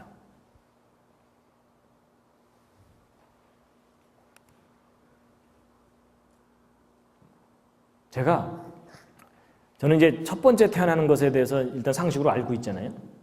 저는 하나님이 창조하신 세상의 원리하고 성경에서 가르치는 내용하고 뭔가 좀 닮은 게 없나 이렇게 생각하다가 제가 어느 날 이건가 보다 하고 제 나름대로 깨달은 겁니다. 그래서 사람이 참 신기한 게 뭐냐면요, 이 말이에요, 말. 이 말이 파워가 있는 거 아세요? 말이 파워가 있습니다. 우리가 실험해 볼 수도 있어요. 여러분 여기 계신 분들이요, 서로 이제 짜고 어느 한 분을 만날 때마다 부정적인 말을 한번 해보세요. 만날 때마다 인상이 안 좋으시군요. 못됐다는 얘기 많이 들으시죠? 뭐 이러면서. 그럼 처음에는 그냥 그런 대로 버티다가 모든 사람이 그렇게 얘기하면은 그 사람 어떻게 될까요? 이 밴쿠버를 떠나든지. 안 떠나면 어떻게 될까요? 심각한 상황으로 변해요. 그렇죠? 그게 사람 말의 파워입니다. 근데 반대로 이제 만날 때마다 좋은 얘기를 해주는 거예요. 잘생기셨군요. 어떻게 마음이 좋으세요? 막 이러면서 막 긍정적으로 쫙 해주면 그 사람 어떻게 될까요? 신이 나요. 얼굴이 확 피고요. 맞죠? 여러분, 사람의 말도 파워가 있어요. 그 정도가 아니고 어떤 사람이 그냥 지나가는 말로 한마디 툭 던졌는데 그 말이 마음에 걸려갖고 결국은 자살까지 하는 경우도 있죠. 그게 무슨 그 말이 그 사람을 죽이는 거예요. 그런데 막 시리에 빠져있던 사람한테 딱 한마디 그냥 무심코 얘기를 했는데 그 말이 그 사람에게 새로운 삶을 줄 수도 있죠. 실제 우리 그런 경우가 있잖아요. 근데 이 불완전한 사람의 말도 그 사람을 죽이고 살리는데, 여러분, 이 우주를 창조한 전능자의 그 하신 말씀이 사람을 영원히 살게 하는 일이 가능하지 않겠느냐 하는 그 얘기입니다. 그래서 요한복음 8장 47절 함께 읽겠습니다. 시작. 하나님께 속한 자는 하나님의 말씀을 듣나니 너희가 듣지 아니함은 하나님께 속하지 아니하였음이로다. 그럼 하나님께 속하려면 어떻게 해야 된다고요? 말씀을 들어야 된다는 겁니다. 그래서 여러분, 우리가 구별해야 되는 게 있습니다. 교회에 속한 사람과 말씀에 속한 사람이 있다는 거예요. 그러니까 하나님에 속한 사람. 그죠? 여러분, 교회를 20년, 30년을 다녀도 하나님께 속하지 못할 수도 있어요. 맞죠? 하나님의 말씀을 듣지 않으면 하나님께 속하지 못하는 겁니다. 비슷한 말씀인데 함께 읽겠습니다. 시작. 그 말씀이 너희 속에 거하지 아니하니 이는 그의 보내신 자를 믿지 아니함이니라. 여러분, 그의 보내신 자가, 하나님이 우리의 구원을 위해서 보내신 자가 예수 그리스도죠. 그러니까 예수를 믿는다는 것에 대한 근거가 뭐라고요? 말씀입니다. 그래서 여러분, 예수를 믿는다는 얘기는 교회를 다닌다는 얘기가 아니고요, 11조 낸다는 얘기가 아니고, 정말 본질적인 건 뭐냐면은 예수님이 하신 말씀이 내 안에 살아있어야 된다는 겁니다. 그래서 요한복음 8장 37절 함께 읽겠습니다. 시작. 나도 너희가 아브라함의 자손인 줄 아노라. 그러나 내 말이 너희 속에 있을 곳이 없으므로 나를 죽이려 하는도다. 이 부분이 좀 재미있는 장면인데요. 좀 이상하기도 하고 재미있는 장면인데, 예수님이 이스라엘 사람들하고 막 이렇게 얘기하다가 니네들이 지금 나를 죽이려고 그래, 이런 얘기를 하신 거예요. 좀 이상하죠? 예를 들면 이런 겁니다. 제가 막 이렇게 강의하다 말고 여러분이 지금 저를 죽이려고 그래요, 이러면은 제가 미친 거죠. 근데 예수님이 그런 얘기를 하셨어요. 그래가지고 성경 보시면요, 저기 말고 또 딴 곳에도 그 똑같은 비슷한 얘기 나오는데, 그래서 그 이스라엘 사람들이 저 예수 미쳤다 이렇게 생각했어요. 우리가 지금 칼을 들고 자기를 죽이려는 것도 아닌데 저렇게 자기를 죽이려고 말하는 걸로 보아서 저 예수가 피해망상증 환자다 이렇게 생각해갖고. 근데 여러분, 예수님 그 얘기를 한 게 아니고요. 보세요. 여러분, 제가 아까 정자와 난자 얘기를 했는데, 여러분, 이 정자가 이 난자 속으로 들어가지 못하면 이 난자 죽죠. 그렇죠? 근데 이 난자도 죽지만 뭐도 죽을까요? 이 정자도 죽어요. 그렇죠? 이게 들어가야 둘 다 살아요. 자, 보세요. 여러분, 제가 여러분 잠깐 좀 일어나 주시겠습니까? 라고 말을 했는데 여러분이 일어난다. 그러면 제 말이 살은 거예요, 죽은 거예요? 제 말이 살은 겁니다. 근데 제가 만약에 여러분 잠깐 좀 일어나 주시겠습니까? 그랬는데 여러분이 아무도 안 일어나. 그럼 제 말이 죽은 거예요, 살은 거예요? 죽은 거예요. 그 얘기를 하시는 거라는 거죠. 여러분, 제가 벌써 3일째 여러분하고 이렇게 강의하고 있잖아요. 3일 동안 제가 막 강의를 열심히 하고 있는데 여러분이 아무도 제 얘기를 안 들어. 막 중간에 나가고 막 자고 막 떠들고 막 이래요. 그럼 제가 마음이 어떨까요? 죽고 싶어요. 그렇죠? 이해가 되시죠? 그러니까 예수님이 그 얘기를 하시는 거예요. 나는 너희들이 영원한 생명을 가질 수 있도록 내가 말을 하러 왔다. 이 말을 너희들이 받아들이면 너희는 영원한 세계로 가게 될 거다. 근데 이 말을 너희들이 도무지 받아들이지 않으니까 너희가 나를 죽이는 거다. 왜냐하면 나는 이 말을 가지고 온 존재일 뿐만 아니라 그 말 자체다는 거예요. 그래서 여러분 요한복음 6장 63절 참 중요한 말씀입니다. 함께 읽겠습니다. 시작. 살리는 것은 영이니 육은 무익하니라. 내가 너희에게 이른 말이 영이요 생명이라. 보세요. 여러분이나 저는 지금 다 살아있죠? 그렇죠? 여러분 살아있는 사람에게 살린다는 얘기를 쓴다는 것은 우리가 지금 살고 있지만 살고 있는 게 아니란 얘기예요. 우리는 언젠가는 죽잖아요. 그렇죠? 죽지 않고 영원한 세계로 가게 하는 것, 그걸 말하는 겁니다. 그것은 영이지 육이 아니라는 겁니다. 그래서 여러분과 제가 정자와 난자의 유전 정보를 갖고 태어난 것 자체가 영원히 가는 게 아니에요. 이건 그냥 소멸되고 맙니다. 그런데 우리를 영원한 세계로 가게 하는 것은 영인데, 근데 이 영이 뭐냐면 내가 너희에게 이른 말이 영이라는 거예요. 근데 여러분, 예수 그리스도의 영이 뭐죠? 그게 성령이에요. 그렇죠? 근데 그 성령이 곧 뭐냐면은 예수님이 우리에게 하신 말씀이 성령이라는 거예요. 제가 이제 한때 헷갈린 게 있습니다. 저는 어렸을 때 교회 다녔다 그랬죠? 사람들이 막 성령 받았다 그러면서 방언하고 그럴 때마다 저는 우울했어요. 왜 그랬을까요? 저는 방언을 못 하거든요. 지금도 못 해요. 근데 방언 받은 것이 성령 받은 것의 증거인 것처럼 막 사람들이 얘기할 때마다 저는 답답했어요. 나는 아직 성령 못 받았네 이러면서 우울했어요. 근데 그게 큰 오해였어요. 여러분 저는 막 가슴이 뜨거워지는 일도 없었지만 물론 있긴 있었어요. 하나님 만나고 감격은. 근데 막 불을 방역에 이런 거 없어요. 근데 저는 지금 성령 받았다고 우기고 있어요. 제가 성경 말씀을 봤더니 예수님이 우리에게 하신 말씀을 가지고 있으면 그게 성령을 받은 거예요. 그게 제 안에 있거든요. 그리고 이제 뒤늦게 깨달은 게 뭔지 아세요? 제가 방언을 못하는 줄 알았더니요. 제가 방언을 잘하고 있더라고요. 뭔지 아세요? 여러분 일반 사람들한테는 과학 용어가 다 방언입니다. 맞죠? 근데 제가 지금 그 방언을 일반 사람들이 쉽게 알아들을 수 있도록 통역도 해주고 있더라고요. 맞죠? 제가 오늘날 깨닫고 나서 하나님 감사합니다. 제가 방언을 받은 정도가 아니라 방언을 통역하고 있군요. 여러분 경제하는 사람들이 쓰는 용어 뭐 코스닥, 나스닥 뭐 이런 얘기 잘 쉽게 알아들어요? 못 알아들어요? 못 알아듣죠? 그 방언이에요. 근데 그 방언 속에 담겨있는 하나님의 뜻이 있어요. 하나님이 경제에 관한 메시지를 주시거든요. 근데 그걸 경제적인 용어로 표현을 하고 그걸 또 잘 풀어서 사람들에게 전달하면 그건 방언을, 하나님이 주신 방언을 통역하는 거다라고 저는 그렇게 우기고 있어요. 그래서 여러분 지금은요 각 분야의 방언을 통역해 주는 사람들이 필요해요. 복음 안에서 통일된 언어로 해석해 주고 이러는 것이. 저는 그렇게 생각해요. 근데 가장 중요한 건 말씀이라는 거예요, 결국은. 그래서 요한복음 17장 8절 함께 읽겠습니다. 시작. 나는 아버지께서 내게 주신 말씀들을 저희에게 주었사오며 저희는 이것을 받고 내가 아버지께로부터 나온 줄을 참으로 아오며 아버지께서 나를 보내신 줄로 믿었사옵나이다. 여러분 요한복음 17장은 예수님의 대제사장으로서 하나님께 기도한 내용이거든요.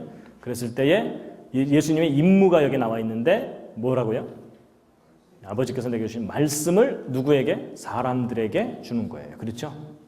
그거 전달해 주러 오신 거예요. 이 세상을 살리는 건 하나님의 말씀이기 때문에. 그래서 여러분 기독교가 그래서 신비한 종교예요.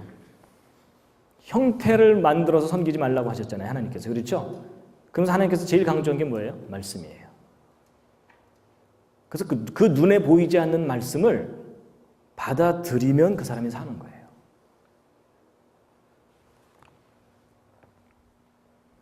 그래서 12장 48절도 보세요. 여러분 마지막 심판 두려우시죠? 그렇죠? 예. 보세요. 함께 읽겠습니다. 시작. 나를 저버리고 내 말을 받지 아니하는 자를 심판할 이가 있으니 곧 나의 한 그 말이 마지막 날에 저를 심판하리라. 그럼 제가 옛날에 그 막 지옥 얘기하고 막 심판받는 거 얘기할 때 참 두려웠거든요.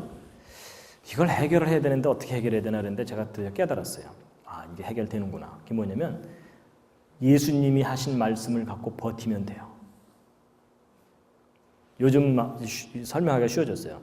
이런 거 컴퓨터를 키면 거 검색하는 거 있잖아요. 그렇죠? 그러니까 여러분과 제가 이제 천국문 앞에 딱 가잖아요. 그러면 천국문 앞에서 여러분을 쫙 검색을 해보는 거예요. 뭘 찾는 걸까요? 말씀입니다. 그 거룩한 말씀을 소유하고 있느냐 하는 거예요. 그렇죠? 소유하고 있으면 뭐예요? 통과. 이렇게 돼요. 근데 아무리 검색해봐도 없어. 그럼 어떻게 돼요? 내가 너를 도무지 알지 못한다. 맞죠? 제가 그 생각을 하게 됐어요. 아, 그렇구나. 우기는 거구나. 그래서 이제 제 천국문 앞에 가서 저는요, 저를 구원해 주신다고 말씀하셨잖아요. 이러면은 돼요. 그럼 이제 주님께서 들어가라. 근데 그 앞에서 버티고 서갖고서 아, 제가 그래도 착한 일을 좀 많이 하고요. 뭐 이런 얘기 막 하잖아요. 아무 상관이 없는 거예요, 그건요. 이해가 되시죠? 바로 이제 그 말입니다. 심판의 기준이 말이라는 겁니다. 말. 이 말은 누구의 말? 하나님의 말씀. 그래서 시편 1편 함께 읽겠습니다. 시작. 복 있는 사람은 악인의 꾀를 쫓지 아니하며 죄인의 길에 서지 아니하며 오만한 자의 자리에 앉지 아니하고 오직 여호와의 율법을 즐거워하여 그 율법을 주야로 묵상하는 자로다. 그러면 여기 복 있는 사람은 아파트 100평이 아니고 진짜 하늘로부터는 진짜 복이에요. 근데 그게 뭐냐면 악인의 꾀를 쫓지 아니한다는 말이 무슨 말이냐면 잘못된 정보를 받아들이지 않는다는 얘기입니다. 틀린 정보. 아까 틀린 눈금 있죠. 그렇죠? 예, 그겁니다. 그리고 오직 뭐라고요? 여호와 율법. 이게 뭐라 그랬죠? 아까 완전한 국제 표준자. 국제 표준자가 아니라 우주 표준자인 그 말씀을 즐거워해서 그것을 주야로 묵상한다는 말은 새긴다는 겁니다. 자기 안에. 그러니까 이제 이런 겁니다. 제가 이제 하나님의 말씀에다 딱 붙이고서 촥 받아들이고서 이제 이걸 갖고 평생 사는 거예요. 그럼 나중에 이제 하나님 앞에 딱 가고서 둘이 탁 대보는 거예요. 짠 하고 만지면 서로가 서로를 아는 거예요. 그렇죠? 내가 너를 알고 네가 나를 알고. 근데 이제 제가 나름대로 제 철학을 갖고 막 살다가 나중에 하나님 앞에 가고서 딱 대봤더니 하나도 안 맞아. 그럼 어떻게 돼요? 내가 너를 도무지 알지 못한다. 이렇게 된다는 거죠.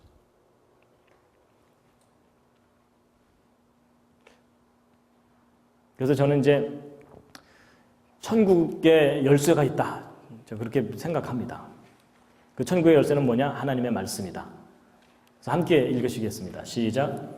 진실로 진실로 너희에게 이르노니 사람이 내 말을 지키면 죽음을 영원히 보지 아니하리라. 영원히 산다는 거잖아요. 영생. 영생의 중요한 기준이 말씀을 지키는 거라고.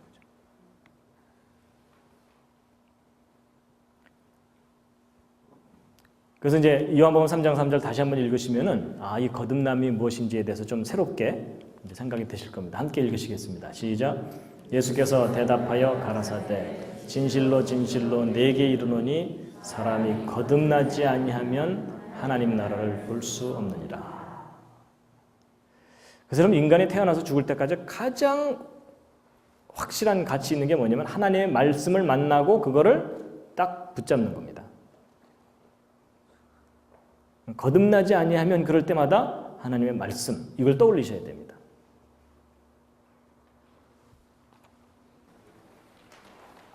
내가 과연 거듭났는가 하는 질문에 대해서 아주 확신을 가지고 대답하실 수 있기를 바랍니다.